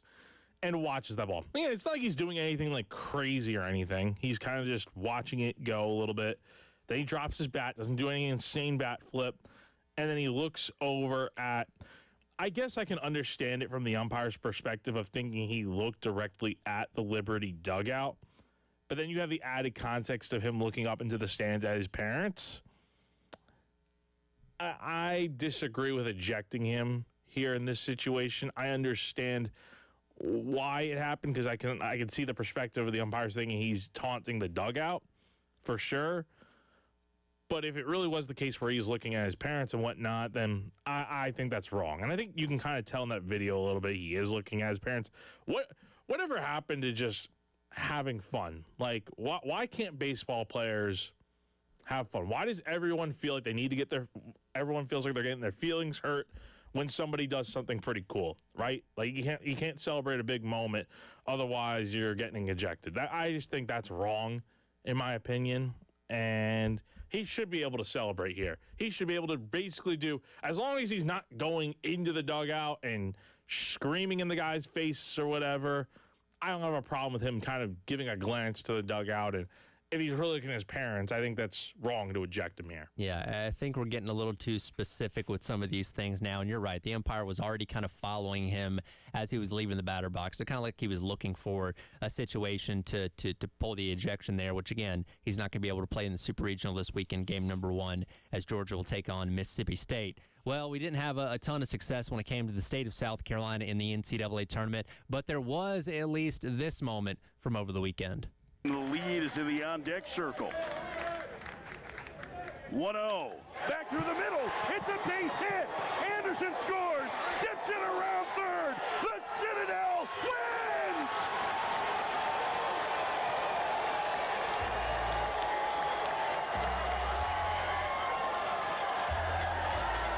So the Citadel with the walk-off win over Illinois Chicago out in the Atlanta Regional. They would end up getting eliminated themselves, but that moment was at least cool. And even cooler, and I believe it was Zach Hunt who was at the plate there, he's wearing gardening gloves. Now, do we know the story behind this? I've seen it really talked about a little bit. I think the story is as simple as it is just much more sustainable to use, because you can go through multiple sets of batting gloves during an entire season, and I'm sure Citadel provides that, but they can get expensive real quick. I mean, every baseball equipment is expensive in general, but yeah, batting gloves especially. So the gardening gloves, they last longer. They're probably just as durable, and they get the job done. So I guess it's just a comfort thing. Yeah, well, I don't know. That was one of the more unique things I saw this weekend amidst all the chaos of the NCAA tournament. Again, a lot more games to come today, including that Atlanta Regional. Oklahoma and Georgia Tech. As good as Georgia Tech is, they lose today, like at UCLA, they're out. Crazy. Which I don't anticipate them losing, but after losing to Oklahoma last night, that's right. It's not impossible. We'll see. And again, we'll talk about the final results of regional weekend coming up tomorrow. But we'll come back, wrap up hour number 2, and discuss our future headlines of the weekend. How right were we? We'll hit that coming up next. It is The Extra Point. Tyler Head and Jack Veltri on your Monday on the Game.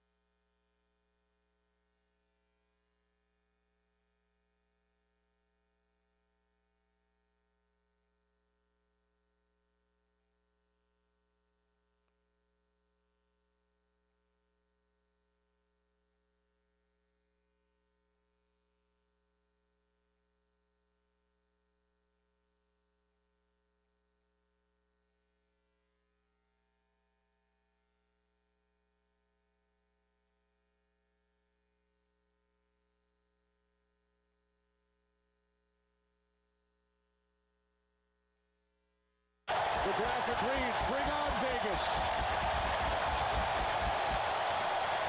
For the first time since 2006, the Carolina Hurricanes are heading to the Stanley Cup Final.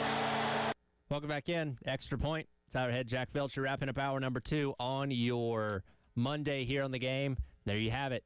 Just the other day, as Jack predicted, the Canes would wrap up the Eastern Conference over the Montreal Canadiens, punch their ticket back to the Stanley Cup Finals. I gotta admit, I think I admitted during the headline, breaking it down initially, or predicting, I should say, I wasn't very sure if the Canes were going to get the job done. I knew they were going to win the series. They were up 3-1. Felt pretty comfortable about that, but I was not expecting an absolute rout in Game 5 there. 6-1 final, just an absolute... I mean, this game was over after the first period.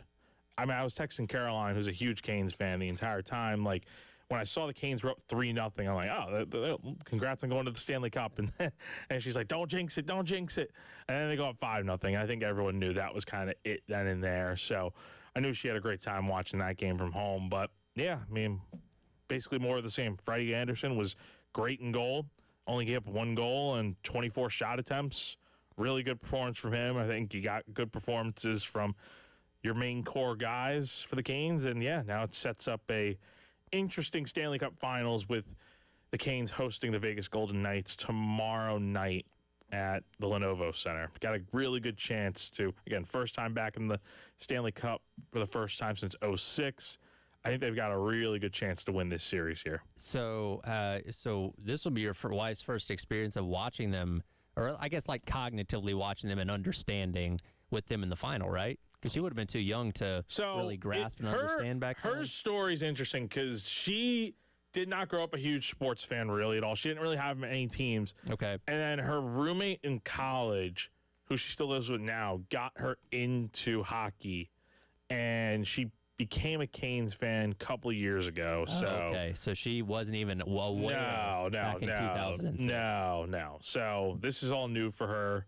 Again, she did hockey's like the main sport she watches, really the only sport she really watches, and she's just grown to love it. So, yeah, this has been cool for her to kind of see the Canes go on a deep run. I'd love to take her to the Stanley Cup, but again, tickets are out the roof expensive. And I did tell her, though, and I think we both agree, we will go to the parade in Raleigh if they do win. So we were talking about the NBA Finals tickets. What do the tickets look like to go to Raleigh for the Stanley Cup? I was texting with a buddy about this the other day, so I feel like I should be pretty familiar. All right. The get-in price is a little lower than I thought.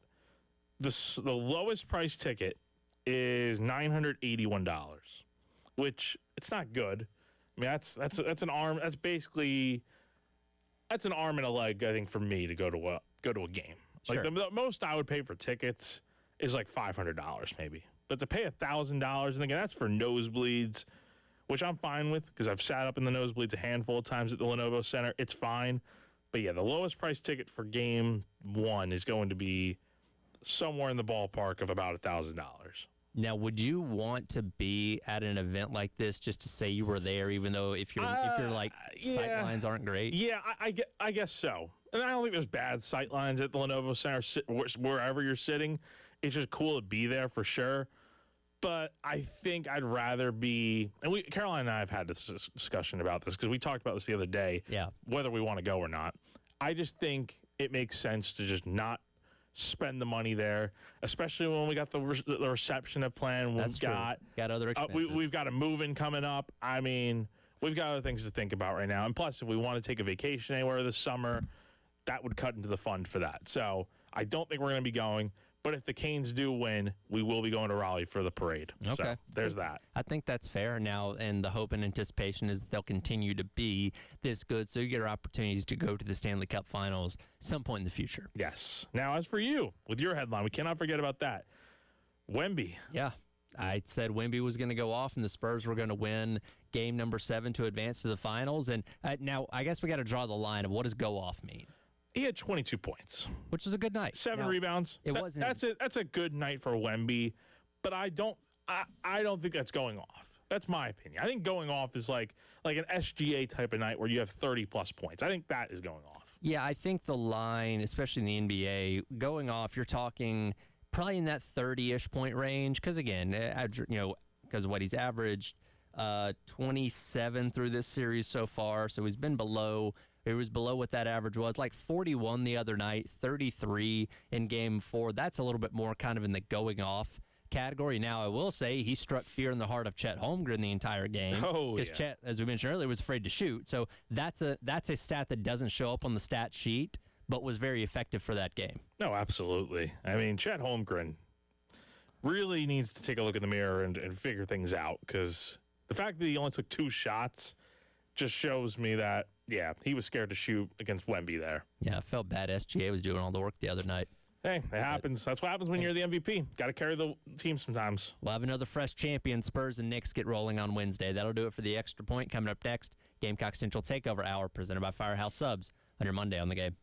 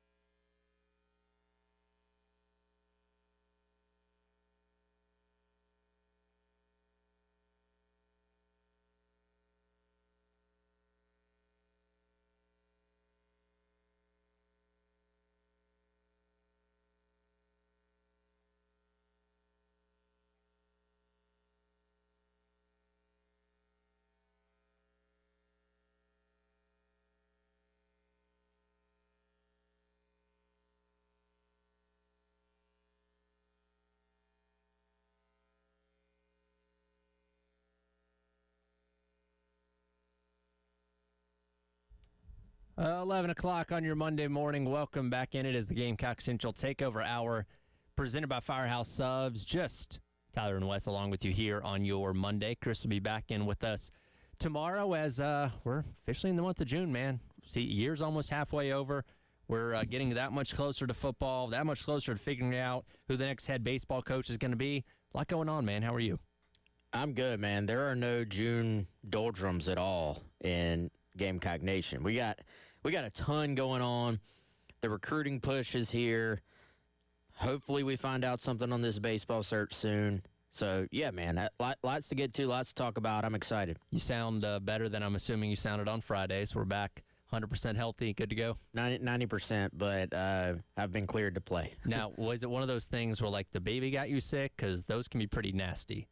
No, I have no idea what. Okay.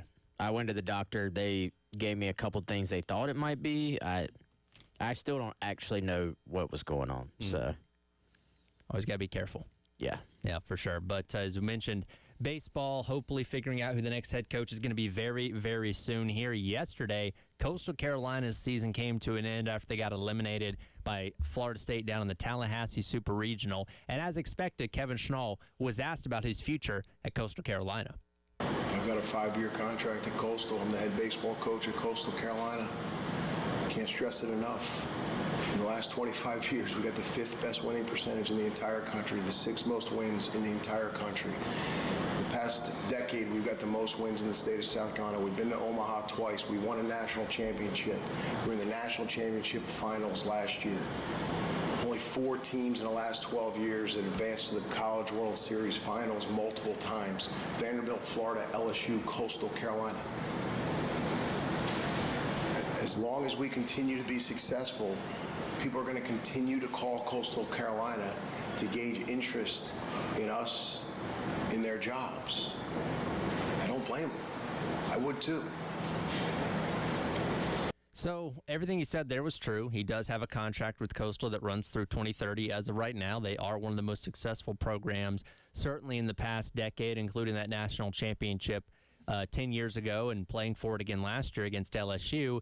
Did not outright say he's definitely going to be the head coach at Coastal in 2027, which, of course, opens up the speculation of what might happen between him and South Carolina in the coming days. Yeah, that was fairly typical. That was a fairly typical non-denial, denial, whatever you want to call it. Like, I'm not going to paint myself into a corner, right? Like, I think we all know conversations are going to be had, and now it's just a matter of, A, is Kevin Schnall going to be offered the job, and B, is he going to take it? And so that was I think a little bit as well of, let me just talk about this program and what it's meant to college baseball. And kind of I thought honestly it was a little bit there of like, let me set the table even if I leave, that this is a great place for whoever Coastal may hire. Like, I don't know if that was what he was directly thinking, but I think it served to do that, sort of just kind of laying out just how successful they've been. Obviously with Gary Gilmore being the head coach and Schnall being a key assistant, and then with Schnall taking over as the head coach. I did notice also the years he mentioned. So he said in the last 12 years, Coastal, was one of 4 programs to play, in the finals twice. Well, that was a very interesting number he picked. Right. Because if you expand that out just a little bit longer, like that had to be purposeful. Because if you extend that out just a little bit longer, you would have had to have mentioned the South Carolina Gamecocks in your quote. And I think he went to some lengths there not to specifically mention that. Yeah, if you would have said past 15 years, which, 12 is such an odd number in terms of like referencing something, because you say, okay, 10 years, 15 years, 20 years, whatever. We'll kind of go by 5s or 10s. But yeah, 12, that is very specific, because yes, if you went back to 15, you would have to throw in Carolina. I'm sure he wanted to do everything he could to avoid bringing them up in any kind of context there to further fuel speculation. But now is the point where we sit and wait, right? And I don't know. I imagine there were a lot of people rooting against Coastal Carolina yesterday to try and speed this process up. But if he is your guy, he's now wide open, right? They're either getting back to Coastal yesterday or today. So today, okay. So the opportunity to have a sit-down formal interview with him is now possible. That wasn't while the season was going on. So either Donati's going out there, he's coming up here, whatever it may be. But that's the next step in the process, and it's not unrealistic to think we could have something done by the end of the week if Schnall is the guy that they have as their number one and want here as the head coach. Yeah, I think if he's your guy, I mean, I think even by the middle of the week is possible. Like everybody I've talked to has said basically if he is the guy, they do not expect it to last very long. And that is the beauty of having a little bit of a head start, at least on all the other aspects of your coaching search. You didn't have the head start on being able to sit down and really look each other in the eye and talk about things, but all the due diligence, all the background information, all the who is interested, who is not interested, you can even really get into a lot of hypotheticals in terms of the numbers and what that might look like too. You can do all these things to lead you up to what we are at right now, which it will ultimately be, we would strongly assume to be a true sit down between the parties and then it'll go from there. And here's the layer of this that remains fascinating. So we know Schnall is now available. We've all assumed he's like 1A. There's all this buzz. There's all this coaching community talk that Kevin Schnall is your 1A. Yep. In Jeremiah Donati's heart of hearts, is Schnall truly the top target for South Carolina? And if he is not, who is? And how long is Donati willing to play this thing out? Are all just layers on top of what we just talked about? Because we know also that Saban's at West Virginia is at least in the mix. He's one of the guys on the board, potentially towards the top. They won last night. Great baseball game, by the way. I don't know if you watched it, but insane game, and they got beat Kentucky again tonight to go to Supers. That was incredible. And did you watch it, Tyler? Yeah, I did. 5 runs in the 9th inning. Yeah, so I was going back and forth between that and UCLA Texas Tech softball game. 2 just incredible games. Yeah, we'll talk about Texas Tech later. But drama. But so if West Virginia beats Kentucky and their season extends, how does that kind of change your thought process, or does it? I mean, it may be that Kevin Schnall is just who Donati wants. You say, hey, we've got the guy we want right here in state. We're not going to overthink this. And if that's the case, this thing actually will move along pretty, really quickly, I think. But I don't want to sit here and assume it, because I think we're in a world where people, social media just assume, hey, that's a done deal. That's a done deal. So anyway. Yeah, well, it's one of those things as we followed this the past couple weeks, Jack, JC, Jamie Bradford, all these people that are in the know like you guys that cover this. There's been different names that have kind of popped in and out of being that 1B, and Saban seems to be the latest one from the reporting over the weekend, but Schnall has consistently been that kind of main guy. It's Schnall and this guy, Schnall and this guy, Schnall and this guy. So if you really think he's your best option, you have the opportunity to get him this week. I don't see why you'd wait on that. And when you look around, there are a lot of other guys that we've talked about as potential candidates that are done playing. Todd Donato in Boston College got bounced over the weekend. Skylar Meade and Troy, they are playing again tonight against Florida for the opportunity to go to the Super. Dan Fitzgerald has already advanced to the Super Regionals. With Kansas out there, you obviously have assistants at places like Georgia and Texas that are still playing, but you could still potentially interview them if you're trying to get this hire done, done a little bit more quickly there, but you have a couple candidates that are done playing baseball that now you can move in a little bit formally with if you are deciding to go in that direction, namely when it comes to Schnall. And again, Sabins could be available by tomorrow. We don't know, but we've gotten to the point, I used this analogy earlier, we've gone from a head coaching watch where it's like, all right, we know that they're going to hire somebody, to a warning as these guys' seasons start to come to an end. Like, okay, now we're kicking it into another gear. This hopefully is happening soon. It's real at this point. Like, it has gotten real. And, I do think, here's the thing. There's no such thing as a sure thing. Like, there's just not. And especially in this era, dude, like, you need a lot of different components to go your way in order to be successful. And I think it's harder and harder to be successful, like, on a yearly consistent basis, too.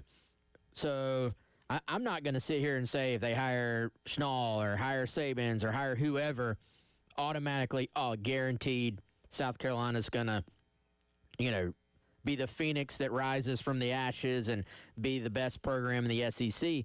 But I do think they are in a better situation, like just infinitely better situation, frankly, right, than they were when they hired Maneri, and in an infinitely better situation right now than they were when it looked like they were going to hire O'Sullivan, and then they keep winning. Florida, you've gotten a little bit of luck in that Coastal is now just out of it, and you're not kind of sweating that out if Schnall ends up being the guy. So you had some bad luck in that one. But but here's the thing. If, let's say Schnall is 1A, let's say the conversations just don't go the way you wanted them to. Okay, let's just go talk to Sabins. You know what I'm saying? Yeah. But I even think, and I know they're not going to hire an assistant. Something would have to shift a ton. I think the assistant coaches that have popped up with interest are also incredible baseball coaches. So I feel like you have to feel good about getting a guy who has a chance to come in here and win. And then you just, you cast the lot and see where it goes. You know what I'm saying? But I think they're in a pretty good position. We know that this guy is going to be, whoever it is going to have resources. There's going to be an NIL pool to sign players that is pretty substantial. And I would look for, especially if it's Schnall, I think you're going to see the staff beyond like kind of that on-the-field traditional staff, the staff of analytic-type guys. I think that group will certainly grow quite a bit. So there will not be any – there won't be any excuses. There won't be any reasons why whoever it is can't win. But as the news has hit this morning, Tyler, it will be a much, much different-looking roster whoever takes over. Yes, we've gotten a lot of guys that have jumped in the transfer portal. We'll talk about some of those as we continue to update the coaching search as the days and weeks go on. It is the Gamecock Central Takeover Hour presented by Firehouse Subs on your Monday here on The Game.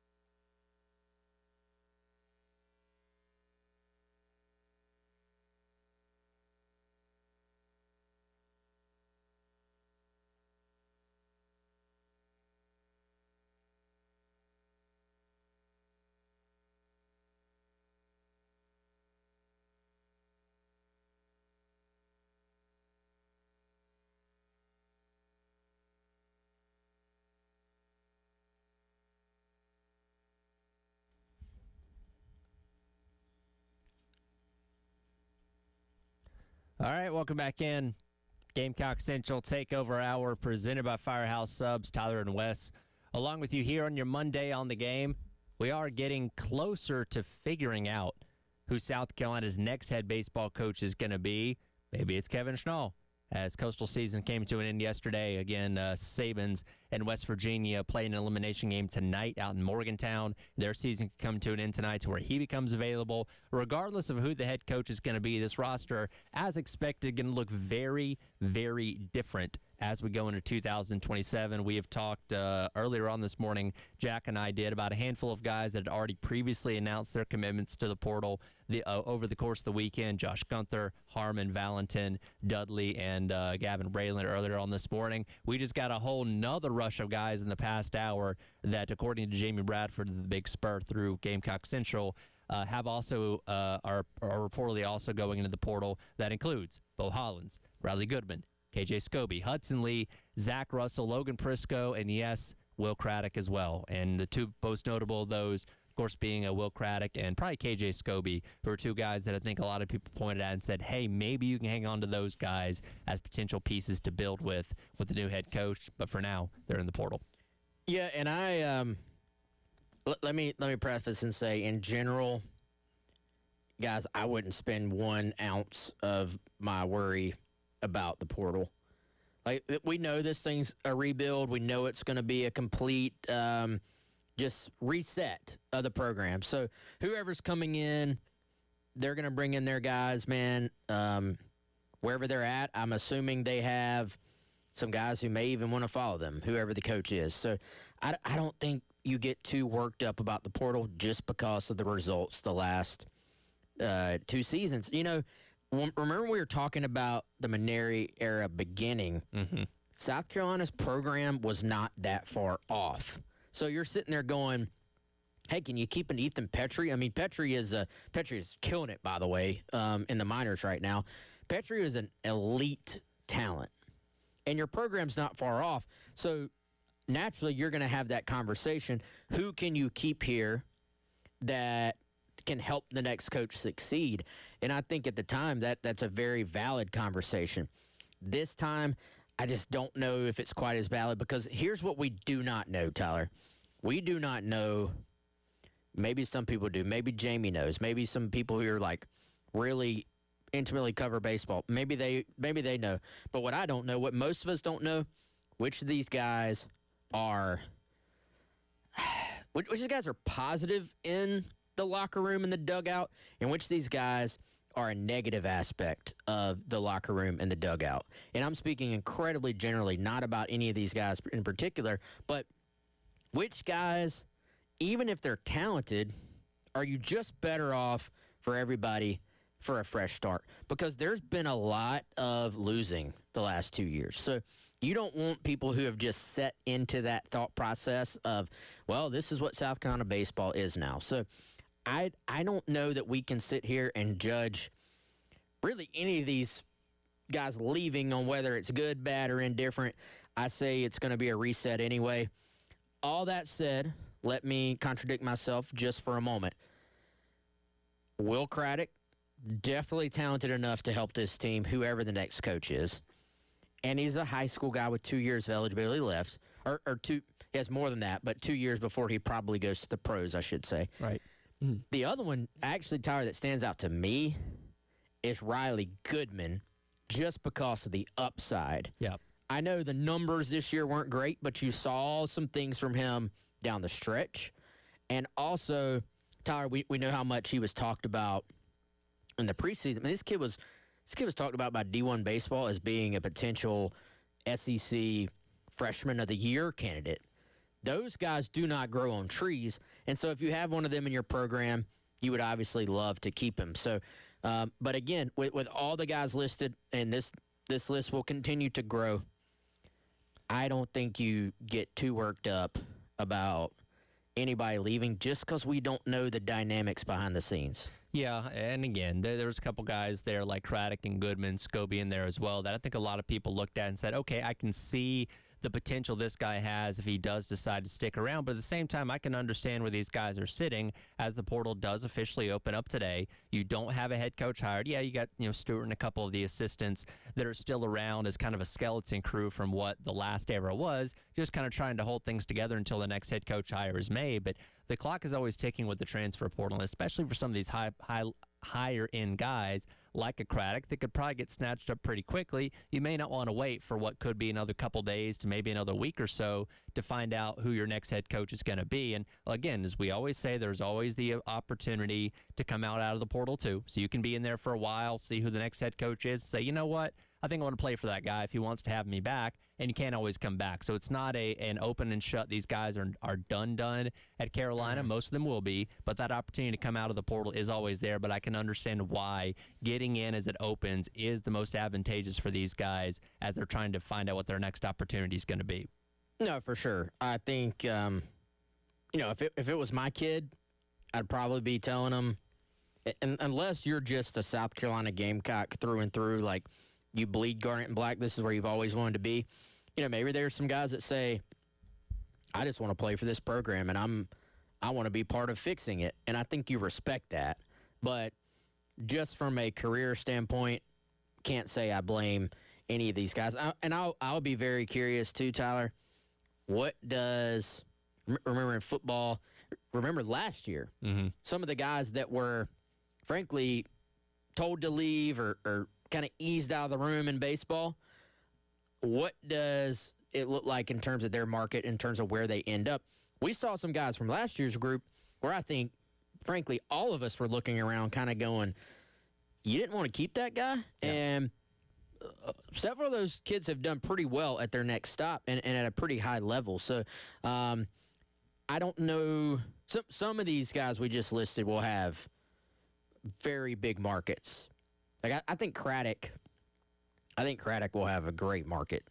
But several of these guys, I'll be very, very curious to see where they end up moving forward. Yeah, so again, we've now gotten to the double digits in terms of departing Carolina players. Obviously, more an opportunity for guys to jump in, but the latest right now has that number up to 12 with the portal officially opening up today. We'll talk about some of the other things that happened around the college baseball regional tournament this weekend, as it was a wild weekend for sure. It is it's the Gamecock Central Takeover Hour. There's my mistake of the day.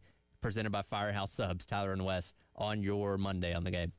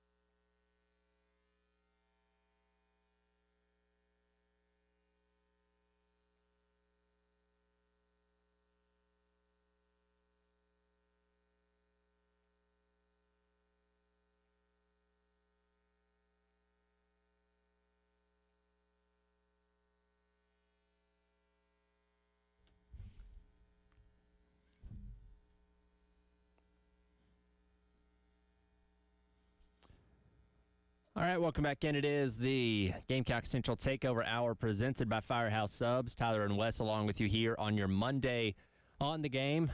Happy June, by the way. Today we got a lot of college baseball on tap as we wrap up the regional round of the weekend that delivered on the chaos and excitement in many different forms. We saw several host seeds go down over the course of the weekend, including the number 1 overall last night out in L.A.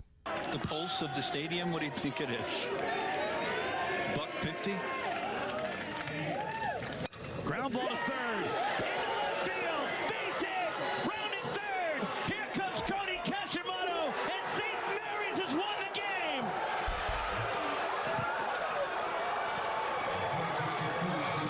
Rough day to be a UCLA Bruin yesterday, as not only does the baseball team, which was the number 1 overall seed, and the team that was the wire-to-wire number 1 team all season long get eliminated by St. Mary's in the regional yesterday. But then the softball team also losing to Texas Tech last night in the Women's College World Series in a crazy game there. And the softball team lost on a hit and a stellar pitching performance from somebody who transferred out of UCLA to Texas Tech, just to add, a little tiny bit of insult to everything else that happened. But, man, talk about a crazy weekend of regionals. Don't you feel like there was a lot of talk going into March Madness this year about, hey, there's parity, but the parity is more towards the top. The little guy, the upset can't happen as much as it used to because the way college athletics is structured these days. Well, I mean, dude, if this weekend was any indication, we have parity both in terms of like the top, and we have parity in terms of teams being able to just win games nobody expects them to on paper. UCLA, number 1 overall seed, not just a national seed, the top one. And this is the first time this has happened, right? Since they went to this format, I'm pretty sure, a 4 or for the number 1 overall seed to lose at home like this. Vanderbilt lost last year. So as the number 1? Yeah, so this is back-to-back years. Now, Vanderbilt was not the wire-to-wire number 1 team in the country. I think that's the first time it's happened that way. But, yeah, Vanderbilt was the 1 seed last year, if I remember correctly, and they went down in the Nashville Regional. Well, okay, so what did I read? St. Mary's was the 4 seed, right? In their regional? Yes, because they beat UCLA to start all the – they are the ones who started all the commotion by beating UCLA. I think this was the first time a number 1 overall seed lost to a 4 seed to start a regional, I think is what I heard. Yeah, I think that makes more sense.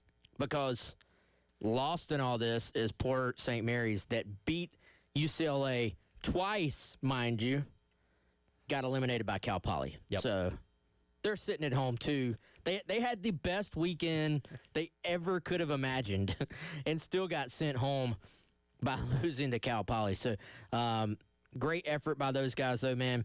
And then this Kentucky, West Virginia, I hope our listeners, if you like baseball at all, I hope you all were tuned into that one. Tyler, do you ever, like, I had this happen when I'm watching the Braves. Mm-hmm. Do you ever, going into the 9th inning, just have a gut feeling that we might be about to see some shenanigans? Do you ever just get that feeling? Yeah, sometimes, because it was 9-6 Kentucky going into the 9th, which and real quick, this bothers me to no end that this happens in regionals. West Virginia was not the home team in this game. West Virginia batted in the top of the 9th inning, even though it's the Morgantown Regional. I don't understand why we do this. If you're the home team, you're hosting, you should be the home team in every game you play, elimination game or not. That bugs me to no end that we do this. Tyler, I'd love to argue with you, man, but I agree with you 1,000%. If you earn the home field advantage throughout the entire season, not only should you be the home team every single game for that regional, but you also should be able to play all your walk-up music, all your hype music, why do we want to kill the atmosphere that makes college ball what it is? It's like if you go to the first couple round games for women's basketball at CLA, They have to do all this NCAA. They play these stupid videos, from the NCAA. You don't get your actual in-house production, basically. Right. So terrible, man. Like, that's a very easy change the NCAA should make, and it gives you just a little tiny advantage that you earned. That should have been a walk-off by West Virginia with the crowd absolutely going insane. But, dude, when the third baseman, second straight night, by the way, when he booted the first ball of that inning, I was like, here we go. Here we go. And I think I already had that feeling, too, because West Virginia had threatened just about every inning in this game. Mm-hmm. Like, they had runners in scoring position all night, it felt like. And it looked like it was maybe going to be one of those days where they're probably going, we had every opportunity in the world and just did not take advantage. Instead, lots of great at-bats from them in the ninth, and they win the game. But that game was incredible. Again, the softball game was incredible, too. It was a pretty just banner weekend for college athletics in terms of the diamond sports. You and Chris weren't here for buy or sell on Friday, but I asked Jack the question because in the past 5 NCAA tournaments, the average number of host seeds that get eliminated in the regional round was 6.5. Last year you had 7. A couple of years ago you had 7. So that was on the higher end. And through the weekend, UCLA was obviously one of them. Nebraska went down, Southern Miss. You already have 3 that have been eliminated so far and several more that are going to be playing tonight. Texas A&M taking on Southern California. Auburn taking on Milwaukee, which Milwaukee in and of itself a wild story in this tournament with how they've turned their season around. Florida State staying alive against St. John's tonight. Georgia Tech, who, again, is the 2 overall seed, playing for their life today against Oklahoma. You got an opportunity for a lot more of these seeds to go down later today in elimination games, too. Yeah, it's been fun, man. And let's see, we start these things at noon. Yep. Today, FSU St. John's, ESPNU. Yeah, it's going to be fun. I'm most excited about the Kentucky-West Virginia game because I found myself, all right, let me dive in and watch the teams that have a coach that South Carolina is potentially involved with. So, also, just an absolute implosion by Kentucky was the other interesting part of that. I think there's no real love lost, I feel like, for a lot of Gamecock fans with the Kentucky coaching staff. So there's a little interesting layer there, too. But, yeah, this is what college baseball should be all about. The regionals, as much as we talk about college football playoff and football and what's the best way to do it and all these different things, I love the way baseball and softball do it. Yeah. Regionals, there's something too, if you host a regional, trying to put it into words, man. Has South Carolina hosted a regional since you've been here, Tyler? Yes, the 23 regional. Okay. Yeah. Was that the one where they hosted as a 2? Yes. Because that was like Central Connecticut, Campbell. Was NC State there for that one? I can't remember. Because they went to NC State the next year. Yep. No, 21 is when they hosted as a 2 because Virginia had the COVID policy. 23, I forget what their seed was in 23. Okay. I don't think they were a national seed, though. So, to me, when there's something just kind of wholesome and throwback about if you're the host and those 3 teams and their families and their fans from from wherever, from all over potentially, come into your town, and now they're eating at the restaurants, they're going to the hotels. There's a little bit of just a throwback feel to if you were playing in a tournament as a kid, and there's people from just all over who have come in to just go play some ball, basically. So I think the fact we still have that feeling with college baseball is pretty awesome. We've obviously gotten great games out of it. And then the fact that this lets you whittle it down to supers, and because you've whittled it down enough, you do a 3-game series, which is what that's what baseball is in college ball. It's, can you win a series? Can you take 2 out of 3 from your opponent? And I think other than the home team thing we talked about earlier, they get a lot right in terms of the baseball format. Well, and I love, like, for regional weekends, watching Squeeze play a lot, because it keeps you updated on everything that's going on, because there's so many games happening and there's so much chaos, and again, you got upsets and all those kind of things. It really kind of delivers all weekend long, and hopefully does that later on today as we wrap up the region round. And I was right. 2023, Carolina was the 15 overall seed. They were paired up with the Gainesville Regional, of course, where they lost to Florida. Central Connecticut, NC State, and Campbell were the 3 teams here. But, yeah, that was the last time, obviously, they hosted, and that was in Kingston's next to last season as the head coach here. We'll come back. We'll wrap up the hour. I do have to present Wes with the 96-day until kickoff trivia question. We'll see if he can answer that right coming up next. It is the Gamecock Central Takeover Hour presented by Firehouse Subs on your Monday here on The Game.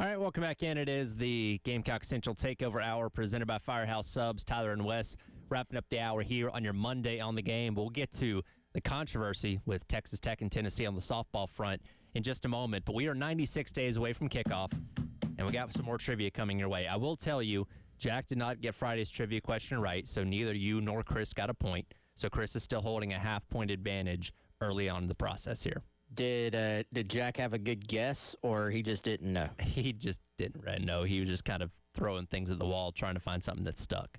Okay, what is what's the topic? What's the subject? What's the headline on this one? For this one, it is running back carries. Oh God, Tyler. All right, okay. I think you might be able to get this one though. So in 96, in is it AJ Turner? How did you know? Just the first running back that popped to mind. Okay, in what context would it be AJ Turner? Wait, is it really? It's really AJ Turner. Never before have you answered the question before I even asked. What do you think the question is? Let me ask you that. I'll give you a bonus point if you can guess the question. This is like Jeopardy. What is how many carries did AJ Turner have in the what years was AJ Turner here? How many carries did AJ Turner have in the 2019 football season? Not quite. You're on kind of the right track. So because Jack and I are talking the countdown as well and talking about the number every single day. Not trivia question, but just a talking point. And the talking point today was Rasul Faison had 96 carries a season ago, which was obviously fewer than 100. The question was, when was the last time the lead running back at South Carolina did not have 100 carries in a season? It was A.J. Turner in 2017. 17, okay. He had 98. That's impressive, though.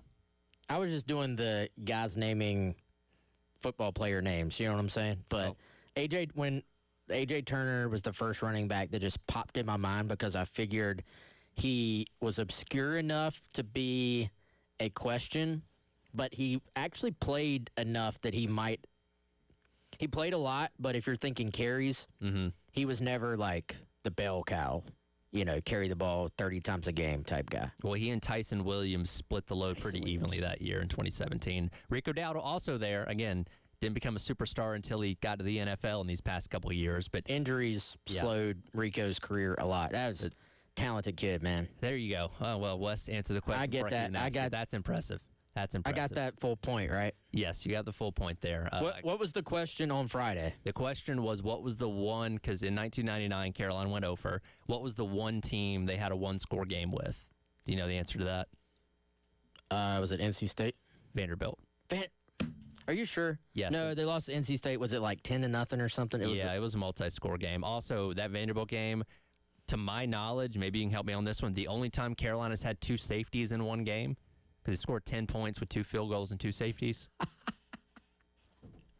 Wow. Just a weird season all around. Speaking of crazy, as we transition really quick, because I want to talk about this, Texas Tech and Tennessee playing some softball over the weekend, and things got a little bit chippy post-game between Taylor Panel and allegedly Tennessee head coach Karen Weekly. Yeah, we were walking through the line just saying good game, and she said that I made a mistake instead of saying good game, which it's kind of crazy, like celebrate with your team, and I just think it's funny she's still thinking about it, but it's old news, whatever. What did you say to Taylor Panel in the handshake line after the game? No, just good game. Like I say to every player, good game. Well, somebody's lying, and as the videos have come out since then, apparently Karen Weekly did not say anything to Taylor Panel. Another person did, not Karen Weekly in the handshake line. This is really blown up, including Taylor Panel's father getting very nasty with one particular Sports Illustrated reporter about this and some now deleted tweets. But these two teams can still play for the final coming up in a couple days if they survive eliminations. Things getting chippy out in Oklahoma City.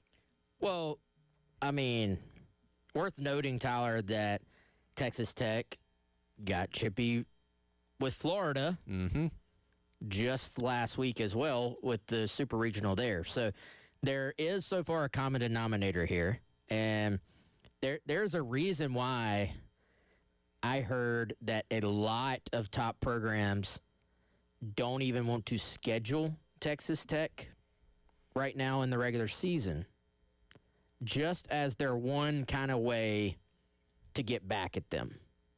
Just allegedly, from what I've heard, schools don't want to schedule Texas Tech anymore because of their process to get transfers in. And the one way, if there's no real recourse to this, the one thing you can do is say, hey, if we're the SEC, in softball, we run the land in terms of RPI. Don't let Texas Tech raise their numbers by scheduling them.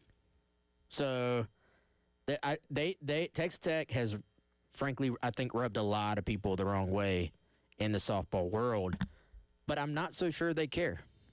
No, they don't. And again, they came close to winning the whole thing last year, still in the mix to do that again this year. But from an entertainment standpoint, I think we're all pulling for this to be the final coming up here in a couple of days. Let's see what the schedule is for today out there in Oklahoma City, because, again, both these teams still have survived their eliminations. But, yeah, Texas Tech not making any friends along the way, because it was Mia Williams, Jason Williams' daughter, that they hit a couple times the other day. That started some controversy. So who says softball's boring? Nobody, because it's delivering on all fronts from a game and a off-the-field entertainment standpoint. Did you watch the UCLA-Texas Tech game? I saw the highlights of that one. So Tech, you know, in softball you can re-enter, unlike baseball. Correct. But there are limitations to that.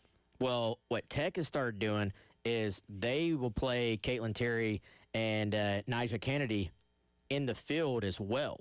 And so it kind of feels to me like a little bit like you're overthinking it, but we'll see if it works out. For the entire game, he was just going back and forth based on matchup, based on momentum between Terry and Kennedy. And because they were playing the field, you're just changing their defensive positions. You're not taking them in or out of the game. So very, very just weird, kind of unique approach to that too.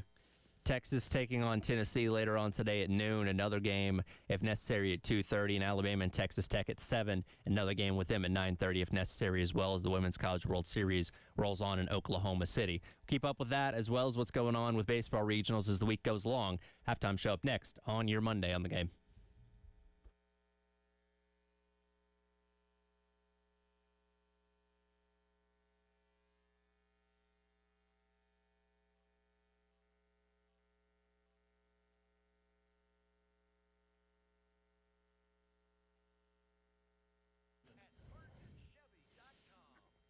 All right, guys, if you want to watch all this great regional action or World Series action on a new big screen TV, hit up our friends at Integrated Media today, 803-948-8327, or head on over to integratedmediainc.com for more information about all their services. They've been to my house. They've been to Chris's house.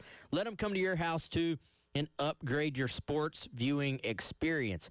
That could be as simple as just upgrading what you already have in the living room by hanging the TV, maybe adding some surround sound, maybe putting it all to where you can control it on a tablet, or that could be, let's just go all in. Let's go home theater. Let's go man cave. Take that extra room in your house, dream up whatever you've always wanted in terms of your audio and your visual, and then just give it to Integrated Media and let them take it from there. If you want an example of some things they've done around the Midlands, head on over to integratedmediainc.com or call them at 803-948-8327.